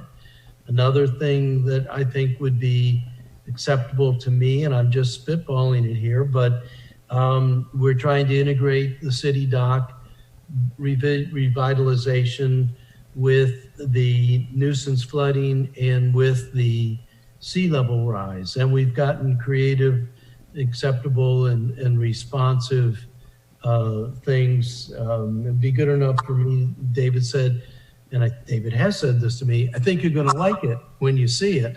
I just think I'm worried that if we just go along in a vacuum and then get hit with a big bunch of details, fait accompli, it's really not going to work that well. Yeah, I guess my thought is, and these would have to be in closed session because we would still be in the procurement process. So that would be procurement sensitive information. Yeah. But when we make the selection, then we come to the council in closed session and explain which team was selected, why that team was selected, what some of the terms and conditions of their proposal are, and just say, and now we're going to initiate into contract negotiations. And then we go through the summer and we hopefully negotiate a contract and then come back to the council in another closed session to say, here's what the results of the negotiations are. These are the points of interest. These are, these were the tight spots. This is how the negotiations went. To do another update to the council. And then in September, then we bring it to the full council for open meetings and to have the discussions of the agreement. Well, I agree that I think that's an excellent idea to have a presentation, based on those factors. But I'm not sure, does that have to be during our budget processes? I don't think so. No, you're absolutely right, Fred, and I was going to interject that. So first of all, David, that sounds very comfortable to me. I think Ellie wants to speak in a moment, but what is relevant to the budget discussion and the Finance Committee deliberations is how much that is going to change the whole CIP and capital budget picture. A lot of this we've talked about, it's going to be done as third-party partnerships, and we won't have to pay for building the garage, but we may have to have a third-party relationship with the new vendor and get a ground rent instead, which has some potential impacts on the amount of revenue we get from parking to subsidize transit. So you're absolutely right, Fred, in bringing the focus back to what does this have to do with the budget? And there may be absolutely nothing we can do about the budget. I just think it's something that occurred to me is something we ought to at least touch on in our deliberations. Ellie? Yeah, I just want to make a statement and let me, and David, please correct me if I'm wrong, but what it has to do with the budget and the timeliness of it is if we approve this budget, we are basically approving the delivery method of Hillman Garage as a private-public partnership. We have left no money in the capital budget for Hillman Garage. Let me repeat, we have left no money in the capital budget for Hillman Garage. So by approving this budget, we are approving the delivery method of Hillman Garage, which is presently an ongoing RFP, which we will not review for a couple of months. So it's important for the Finance Committee to know that. Am I correct, David? I'm just trying to be direct. You are correct. And I'll just add one thing to that. So, and I think that's a prudent thing to do because that's the course that we're going. But I would also suggest that if this doesn't work out and in September we're not able to reach an agreement with either team, then we can revise the CIP appropriations and the CIP funding to reflect that. If the council at that point wants to consider putting money in to go the alternate route, which would be more of the city route and city financing, we can do that mid-year. We don't have to wait until next year at this time to be talking about having the CIP for the Hillman Garage. You recall that we did that for the maintenance facility where we had a change in direction and did that during mid-year. So it would be similar to that, I think. But in that case, I agree, and that's great that we'd have the opportunity to reallocate back into the capital budget, but I suspect that we would get into our debt ratio being very, it would impact our financial situation, and it would be a little bit, more significant, I guess, than the maintenance facility. But I mean, it's just good to have a plan B. Yeah, I mean, at that point we would, and Jody, close your ears for a minute, but at that point we would want to look at revenue bond possibilities for Hillman Garage instead of using our bonding capacity otherwise. Brad, did you want to say something? No, I'm good. Okay. So I agree with David's response. I think this only is relevant that the Finance Committee should probably just say something in our report that the capital budget and the CIP are setting aside the issue of Hillman Garage until after we get a resolution to the RFP and negotiations with the contract. And I agree with David. If for some reason things don't work out with the RFPs and the negotiations or any other things, we always have the option of coming back and thinking about, gee, maybe we should just do Hillman Garage the same way it is now, or maybe we should come back and do another investment of tweaking up the garage by strengthening the I-beams and that sort of thing and have it limp along as is for another 5 years. Those are things we can always come back to.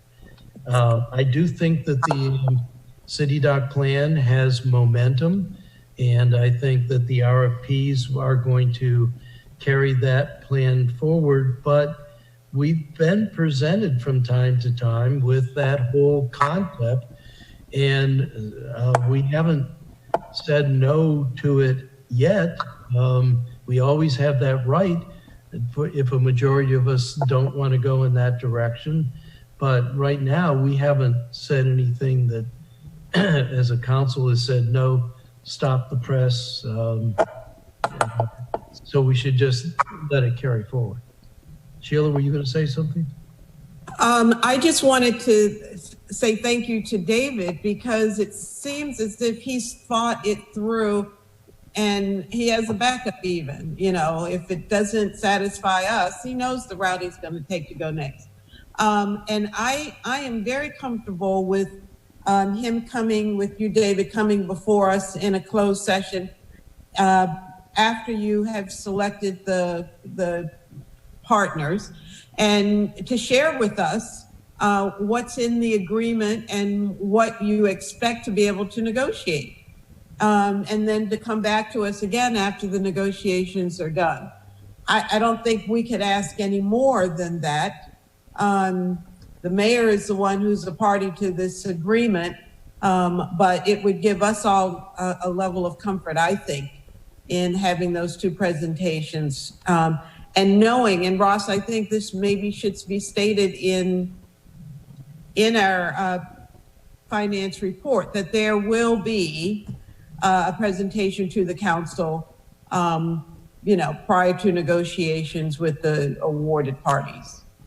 So that's frankly, for all of this number 3, I think other than if we want to have a discussion about level of bond funding, which I think is more cast in terms of do we need to pull in our horns because of the potential of impacts of the pandemic.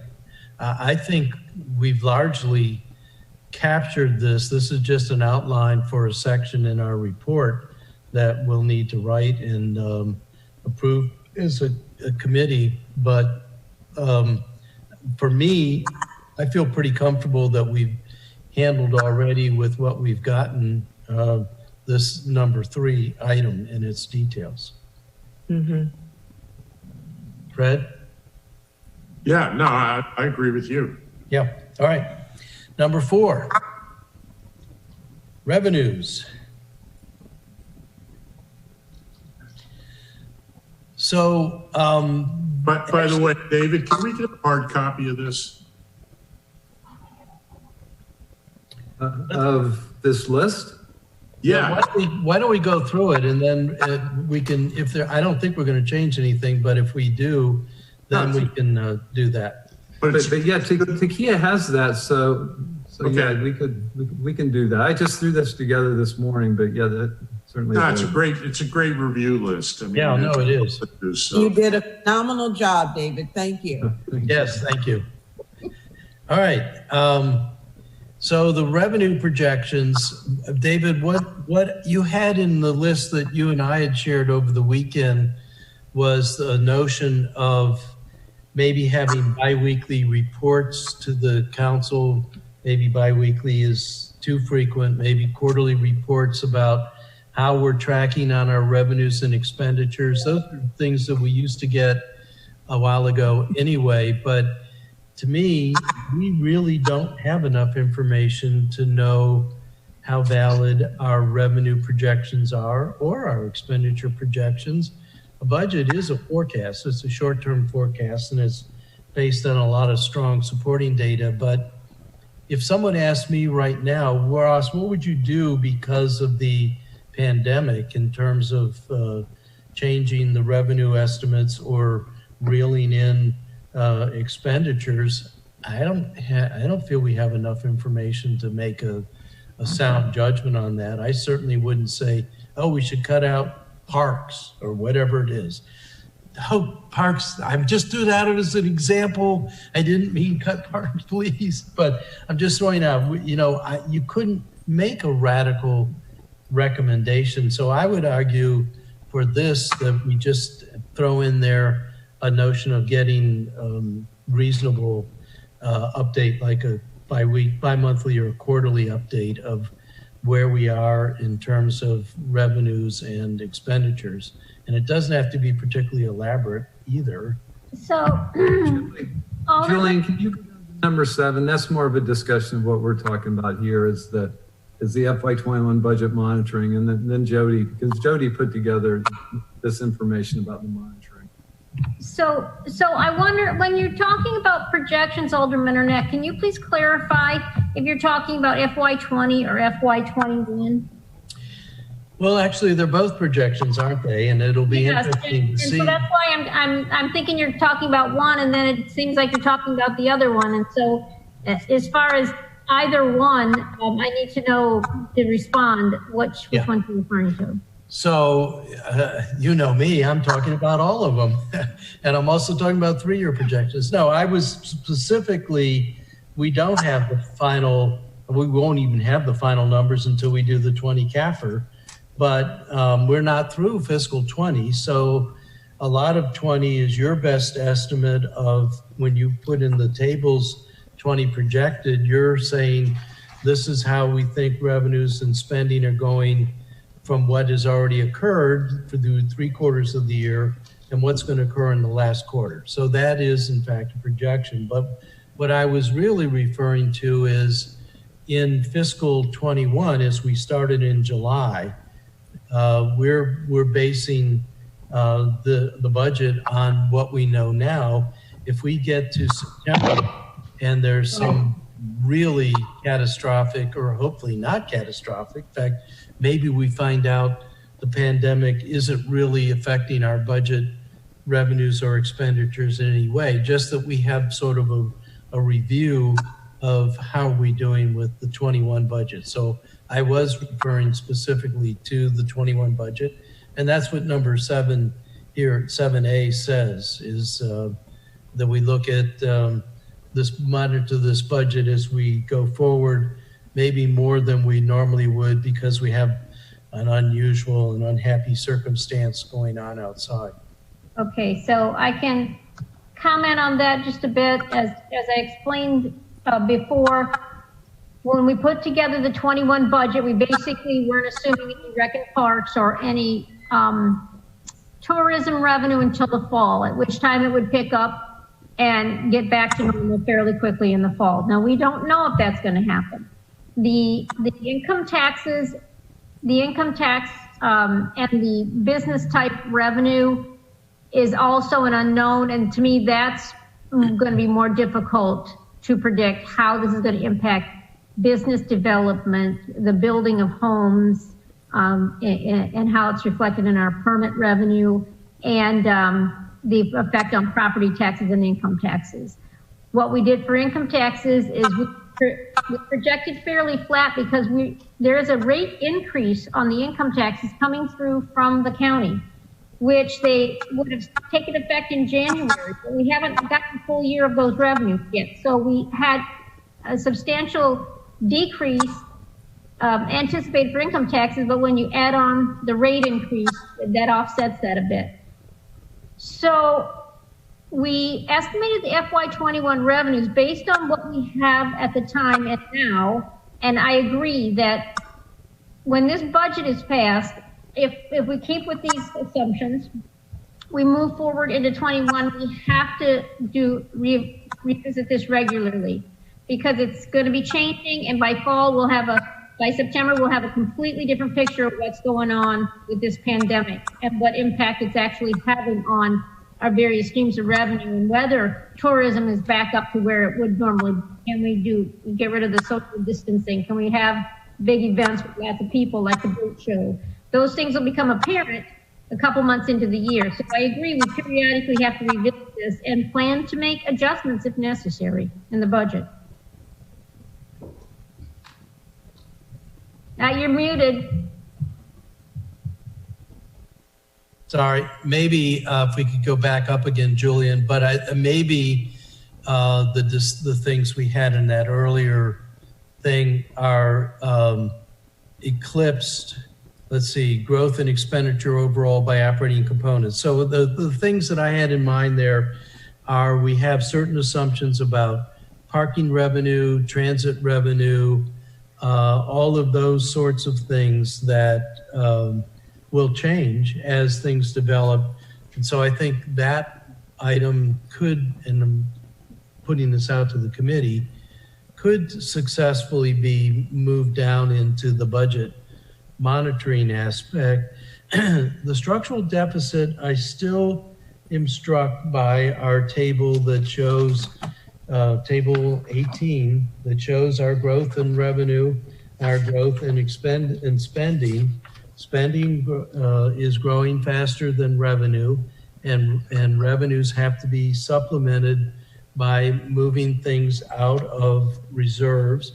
When I go to the reserve table, fund balances. Yep.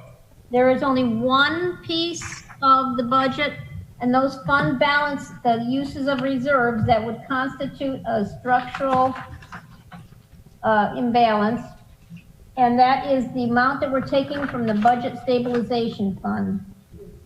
I'm trying to find the table here that takes that. So the 473,800 is the only use of a reserve, which is to pay for ongoing operating expenses. That's the amount that we have that's could create the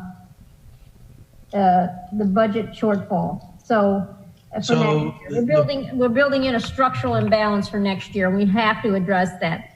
That's the only one.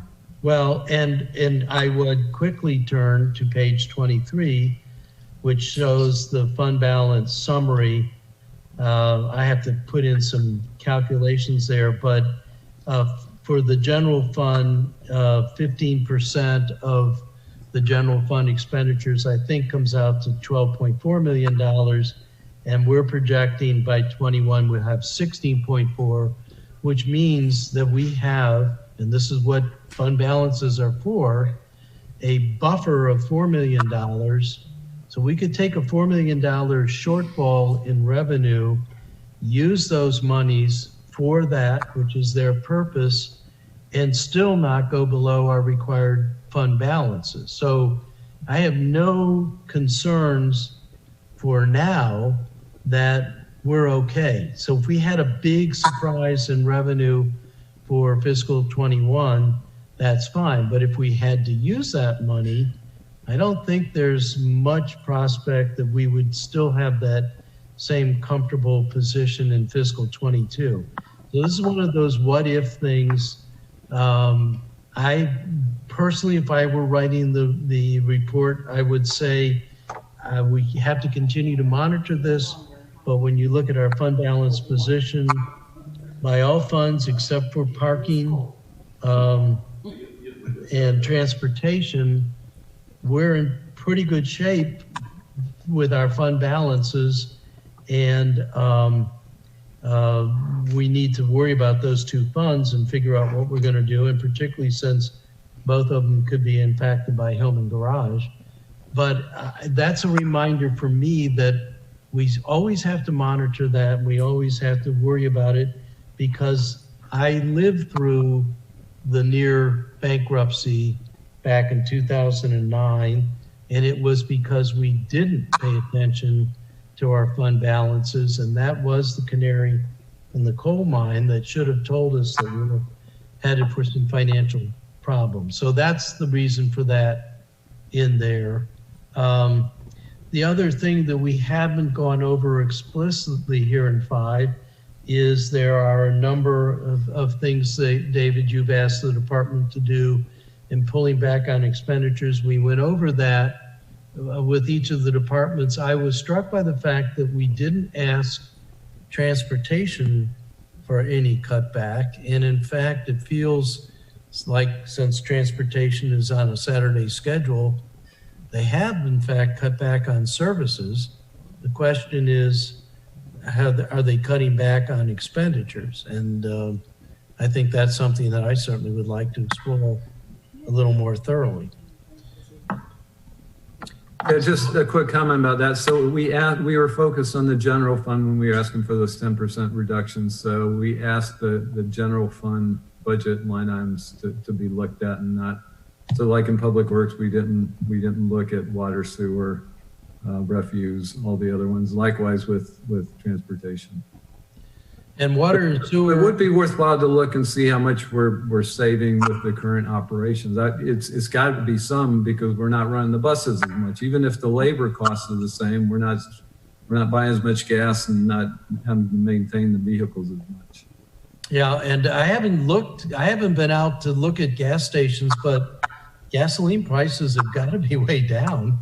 If crude oil is selling for $-, you can't help but think it should be reflected at the pump.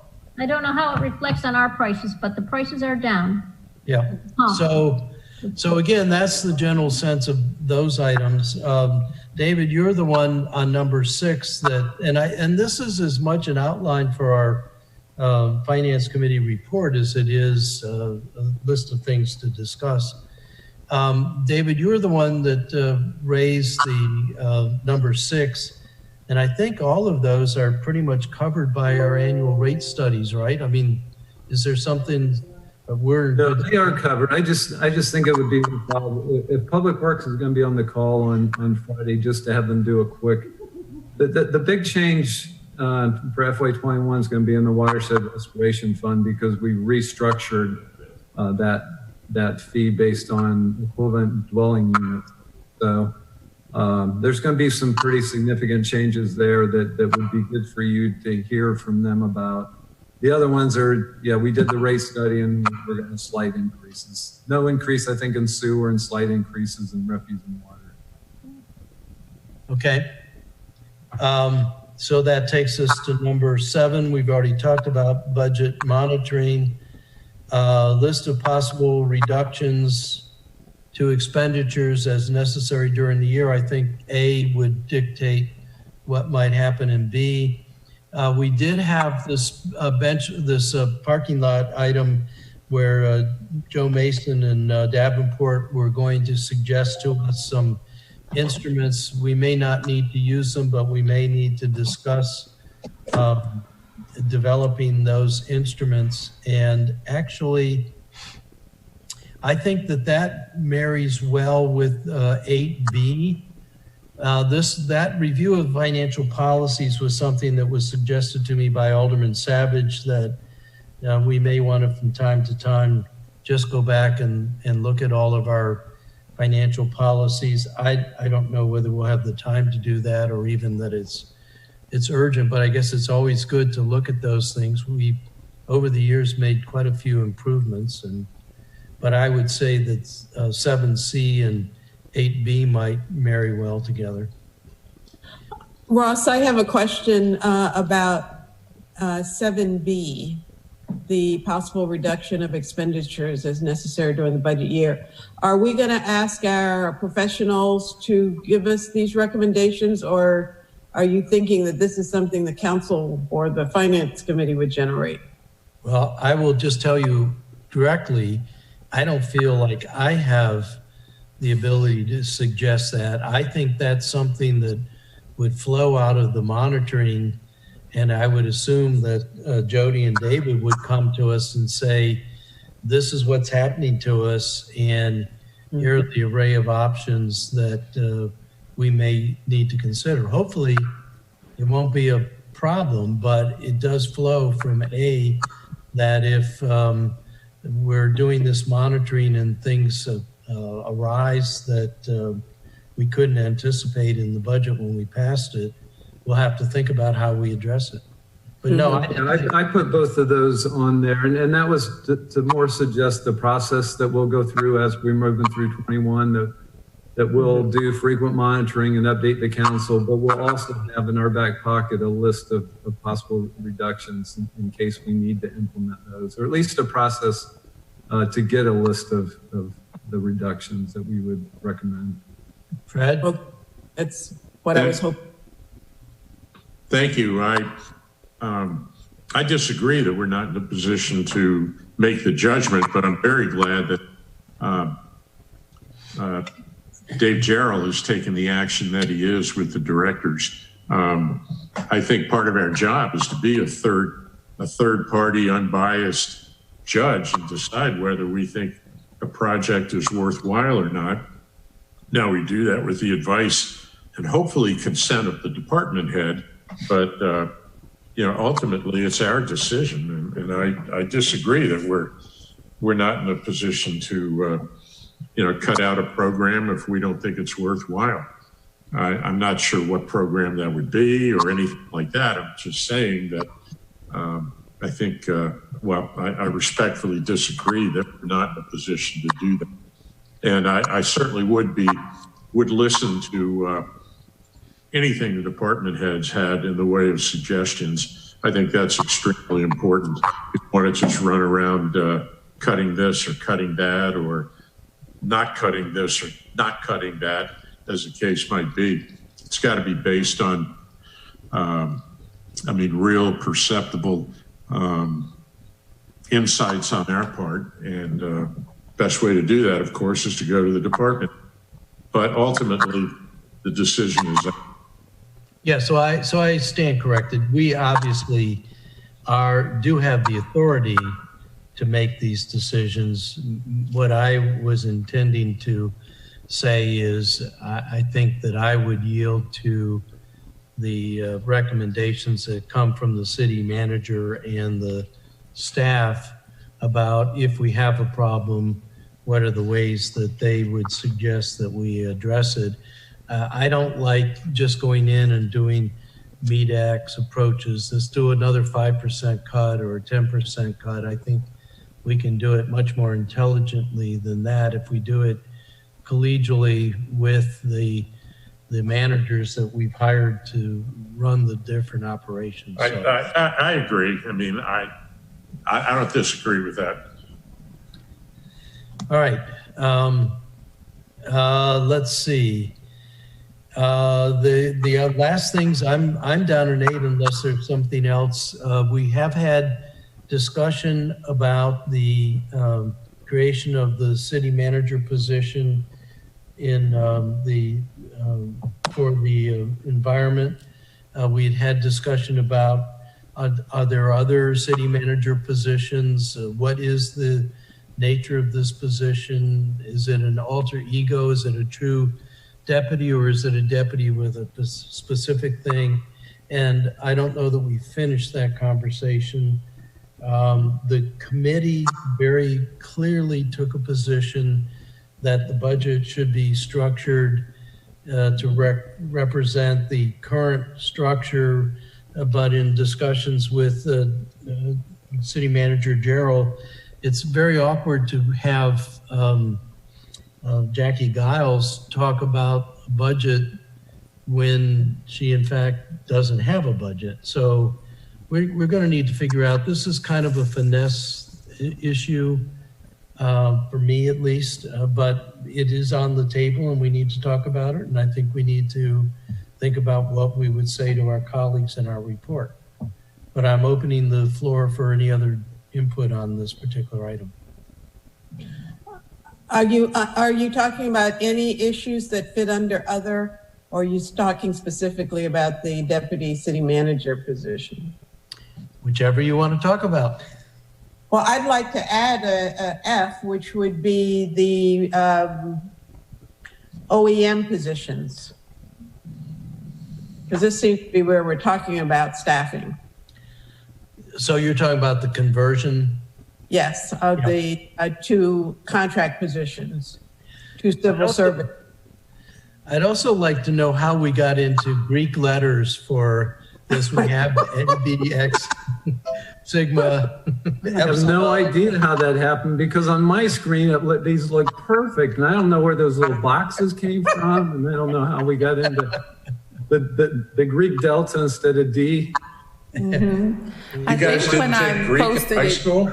I think when I posted it, copied and pasted it to Word, it automatically did it, and it wouldn't even let me change it. So I had to copy the letters C and D to change it, and I sent an updated copy to you guys.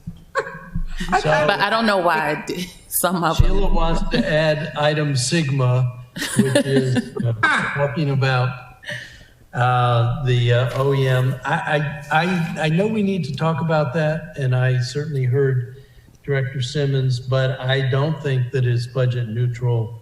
But you're absolutely right. It is on the parking lot list. Yeah. So we can, when we redo this and bring it all back into English and all the proper indentions and corrections and so forth, we can add an F. Are there other things that we need to add here? This correction of titles in the office of the mayor was kind of shorthand for what Susie said in terms of Brian Callahan's job description, but I think it's also, we had talked about having Susie come back and talk about the goals and objectives for the mayor's office and give that one more notion. The city manager did that for the city manager's office, and I think And I think we could do it for ourselves too, but right now I think that's just the shorthand for that's unfinished discussion. And when the Parks and Recs fitness trainer, again, that's an enhancement. We'd have to figure out how to finance it, but the corollary discussion there was the whole issue of risk. Are we putting ourselves at risk by offering certain services that don't have people there that are qualified to show people how to use the equipment? I don't know what the answer to that is. Another one that's not on here is an $85,000 rubber boat for the harbor master. I don't know that that's in the offing, but this is the catch-all other issue items for things that we brought up and haven't completed our discussion on. Ross, I think as we're having these discussions, I fear we're just kind of lumping everything together. For example, the fitness trainer may be a necessity out of safety for public safety. The positions in OEM, I know you don't agree, and I hope Kevin will share with you how these positions are cost neutral. And if there's something that would suggest they aren't, then we need that documentation. But that whole department has been cost neutral to us for 10 years. And so I'm not clear how, the rubber boat, as you call it, for the harbor master, while it may not be a necessity, look at the amount of revenue that they generate for the city. And shouldn't there be some consideration for the benefits of their department, weighing it against what their needs are? So I think these all deserve more discussion. I just don't want us to lump them all together as if they're all equal, because they are not. Well, I agree they're not equal, and this is a catch-all in the sense, for example, you just reminded me that we didn't get from the harbor master a discussion of the goals and objectives. What we really got was a request for enhancements, and we were going to get back from, maybe it was Lynn, what the actual goals and objectives were for the harbor master, to include that. To the extent that we include all of those PowerPoint presentations as a part of our report to the council, or get it into their budget books, I would very much like to come back and get for the harbor master the actual goals and objectives, not the enhancement requests. So that would be an item G, I guess. All right, we have run out of time, but we need to talk about our agenda for Wednesday. We've put a lot of things on Friday's agenda, but I think we need to talk about what we want to pick up and discuss on Wednesday. I think there are more things that we can do in terms of going back and analyzing the tables in the budget book, but I don't have a specific list. And we will have to get to Kia. I guess we can just leave it as general discussion, but I think it would be good for us to think about things we want to come back to for Wednesday, and flesh that up and get it into Granicus so that people, all of those legions of people that are watching these meetings, and actually there are some, will have a better sense of what we're taking up on Wednesday. Ross, may I add something else to that list? Sure. The community caring service. Oh, yeah. Now, I thought that might be subsumed under discussion of deputy, but no, I agreed. Let's put that on as a different thing. But we do have to, I don't know how many new anythings we can create with this budget. It's a very sparse budget, and we have to remember that we asked departments to make some cutbacks. So it seems unfair to ask departments to make cutbacks and then we put add-ons. So we've got to really be judicious. But as you know, Sheila, with you and Dewan, that's something that I feel we need to be thinking about. And I think it's a corollary. We have to come back and discuss the community grants, because I don't think we finished our business on that. So that needs to go on this list. Okay, and I will have, I think, my proposal for community grants for us, if we're going to do that on Wednesday. Yeah, let's try to do that on Wednesday if we can. Okay. About the community caring position, is there a way, because I'm looking at grant funding now, is there a way to put it in the budget tentatively based upon outside funding? I mean, how would you do that? And maybe that's for Jody, David, or the law department, or whatever, or you. But I'm not looking to, I hate to use the word burden, but burden the budget with another position.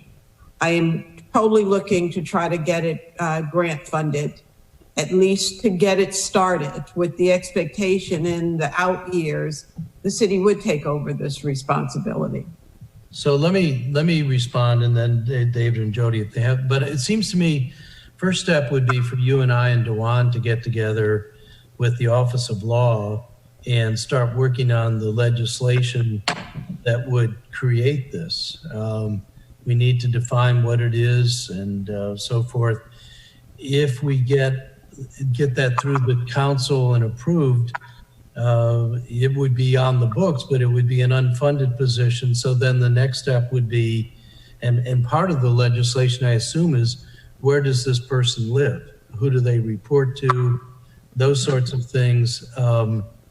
And so it seems to me that would be a first step. If we are really good and we get the legislation, we get the majority of the council to think this is a good idea, then the next step, and you and I already started this, Sheila, we went to Kevin and Chief, the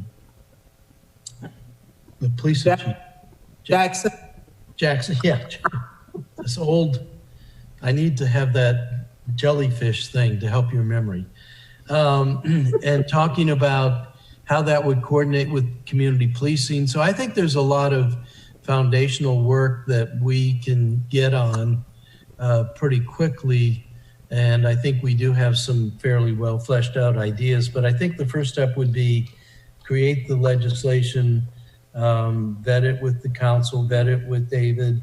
And then the next step would be, how do we find the money to do this? And what do we see as the long run future? I like the idea of having it be a social service worker at first, and then I think a second social service worker and a third social service worker. And I know I can see Fred groaning. I get it, Fred. That's I didn't do it. I didn't say anything. I know you didn't do anything. That's why we belong to different parties.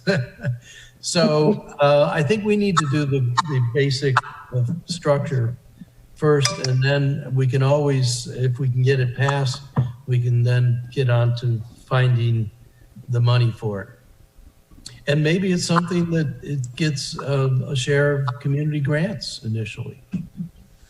So we know, and of course, we've never really had the discussion of how did community grants go from 800,000 to 400,000 to 325,000. And that all has to do with different opinions about community grants providing a local match and services for the community that we can't put in the city budget. We don't even have the structure for doing those things because, like, we don't have a health department and those sorts of things. And that reminds me, I'd like to speak to both of you after we get out of the meeting today. It's about the health department. Okay. All right. So, agenda for Wednesday. Do we sort of noodle that around in our heads and coordinate on that and get to Kia as quickly as we can if we have something fleshed out? Well, we know we want community grants on it. All right.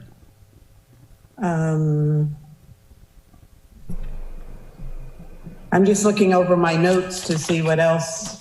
Yeah, it would help to have that list up again, but I would also say the unduplicated appropriation schedule and the positions we should be ready to talk about on Wednesday. Oh, okay, good. Takia, you had something for us?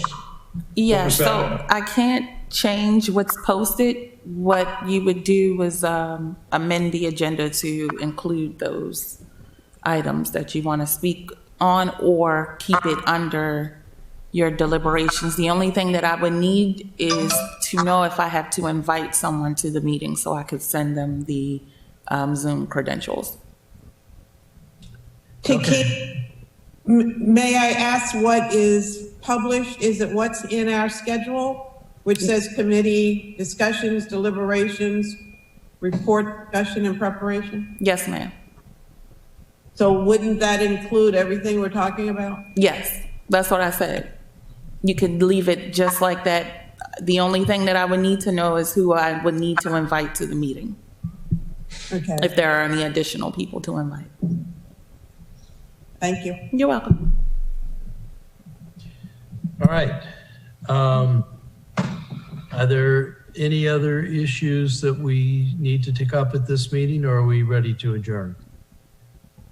I think we at some point, we need to start talking about individual departments and whether we're going to make cuts or propose cuts or anything like that. I mean, at some point, even if we're going to say, okay, it's great, we need to at least talk about it. So that is something else we could do Wednesday, but I would assume we would want the department director to be there to answer questions. So if we're going to do that, say, starting Wednesday, it'd be good to get an idea of what departments we'd like to invite.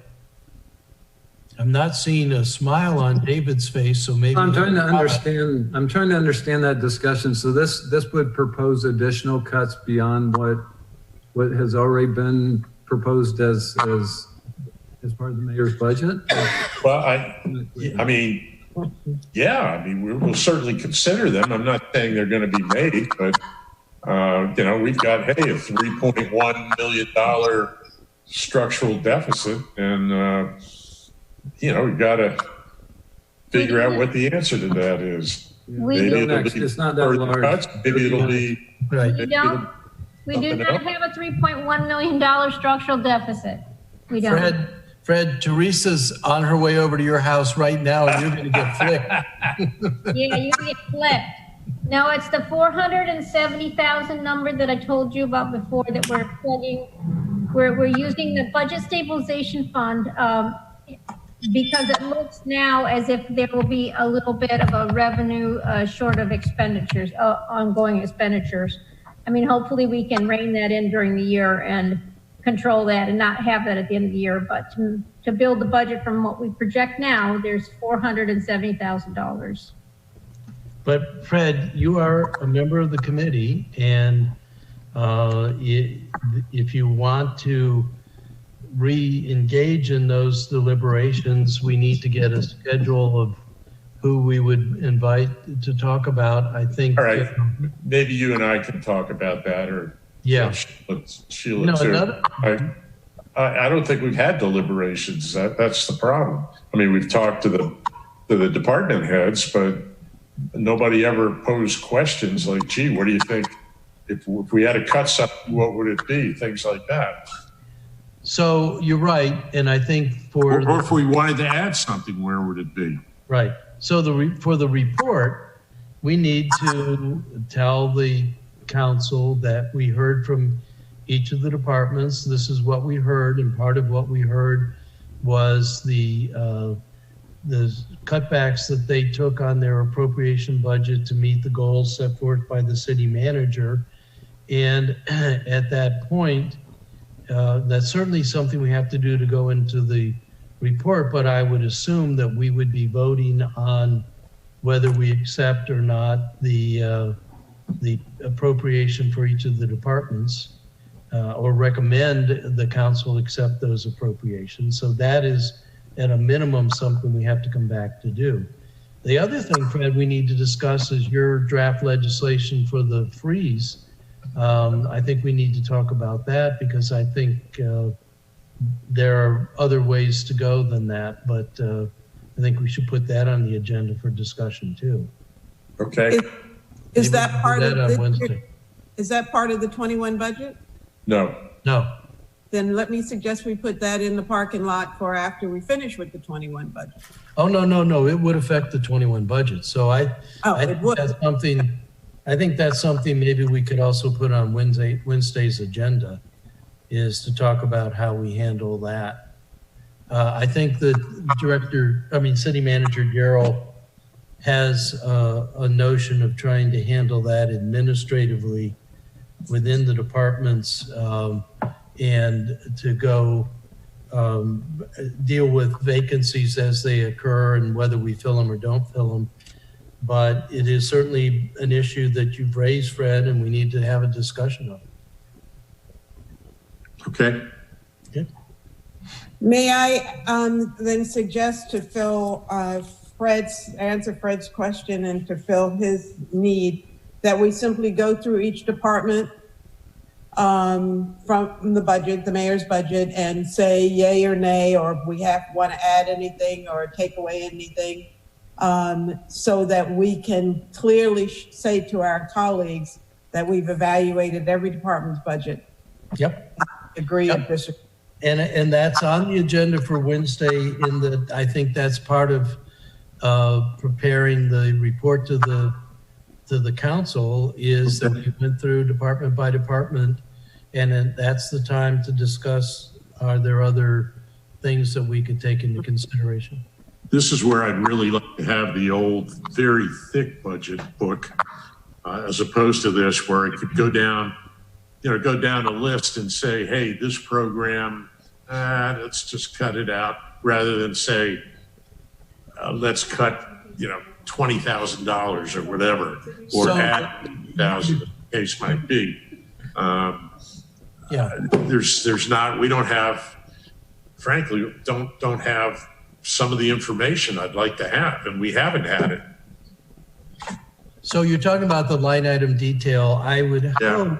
and we can talk about that, but I think with the information that Katie sent us from the Munis, we are very close to having that. We don't have it in tabular form in the binder, and I would like to see that, if not this year, in future years. But I think with this schedule, when we go through department by department, we do have, I'm looking at the mayor's office, you can get into, do they really need $2,500 worth of copier or whatever? So you can get into quite a specific level of detail, and you can do that for IT and police and so forth. Police has it actually in the budget binder. Fire gave it to us in their PowerPoint presentation, and it pretty much, I think, is consistent with what we have in this this information from Munis. So I think that could be something we could do Wednesday with the permission of the Finance Committee members. All right.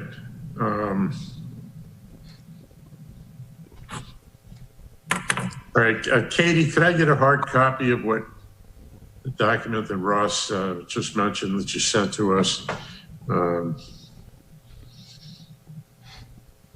Actually, all the documents you sent to us. I don't need the CAFR all over again for sure, but maybe the last three items, line item detail, revised organizational charts, and the Office of Law, Legal Services breakdown. I've got to, my printer's broken, so I can't print these things out, and I do need to be able to look at something other than my. So you haven't gotten hard copies of anything yet in your mailbox? I did get a couple of things, and that actually the organizational chart I think might be in there. I've got them at home, but I don't want to get up. Maybe Takina can tell us what she did make copies of, and then we can put copies of the rest of it. Okay, I may have some of this. I think I have the organizational chart. I'm not sure what else I might have, but Actually, I think that's a good item for Wednesday if we have time, is the housekeeping for what is supposed to go in our binders and where. And then I'm very concerned that our colleagues also have that in for their binders. We can put that on the agenda too. I have a lot of loose pieces of paper that I need to put in the right place. Some of them are obvious, like the overall city organization chart and the organization chart for the mayor's office. Some of the detail for the line item cuts that David, you had asked of each of the departments. I really do have a lot of things floating around that I need to get three-hole punched and parked in the right place in my binder. And again, I think it's important that we make sure that when our colleagues go to look at this, to the extent they haven't, some have, that they have everything we're looking at. Ross, did we get a new org chart for the mayor's office? A while ago, I have one here in my pile. I don't know that it was, we got it on the 17th of April. yep, I've got it. Yeah. Okay, is that, I don't have that, or I didn't print it out. Does that include HR and MIT? No. For the mayor's office, no.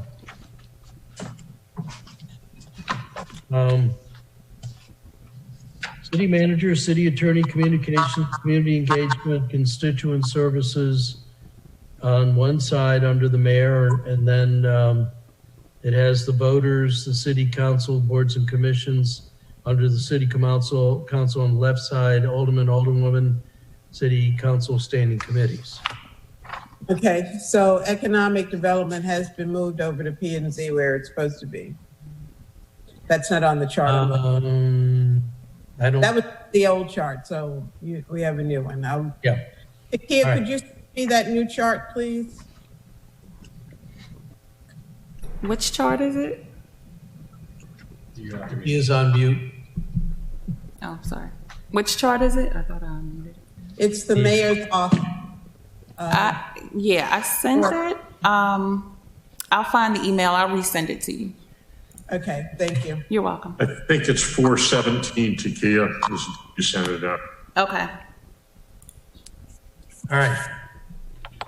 I want to go back and thank Jody for the walkthrough, particularly of the appropriations budget. I don't know whether we've had it and just never looked at it in the past, but I really do like the way it's laid out. I thought the way that you walked us through made a lot of sense, and I think that's a good thing that I don't think the Finance Committee has done before, and I found it to be very helpful, so I thank you for that. Thank you. All right. Takia, it looks like the only thing I need is what Katie or somebody sent out on last Thursday, which is the 25th, I believe. I've got this two from the 17th, so we're good to go except for that one. That's the only thing I think I need a copy of. All right. Office of Law, Legal Services Breakdown. I think that's it. Also, David, thank you for reorganizing all of these things. I actually am thinking that it's going to make a good index for our report from the Finance Committee to the Council, but captured a lot of things that we still need to address, so I appreciate that. Next time I'll get it all in Greek. Okay, thank you. I was hoping for either Hebrew or Cyrillic myself. Okay. Well, my wife does Cyrillic, so I can always have her interpret it for me. Okay, is there a motion to adjourn? Yes, there is. I move that we adjourn. Second? Thank you, everyone. All those in favor of adjourning, say aye. Aye. Aye. The ayes have it.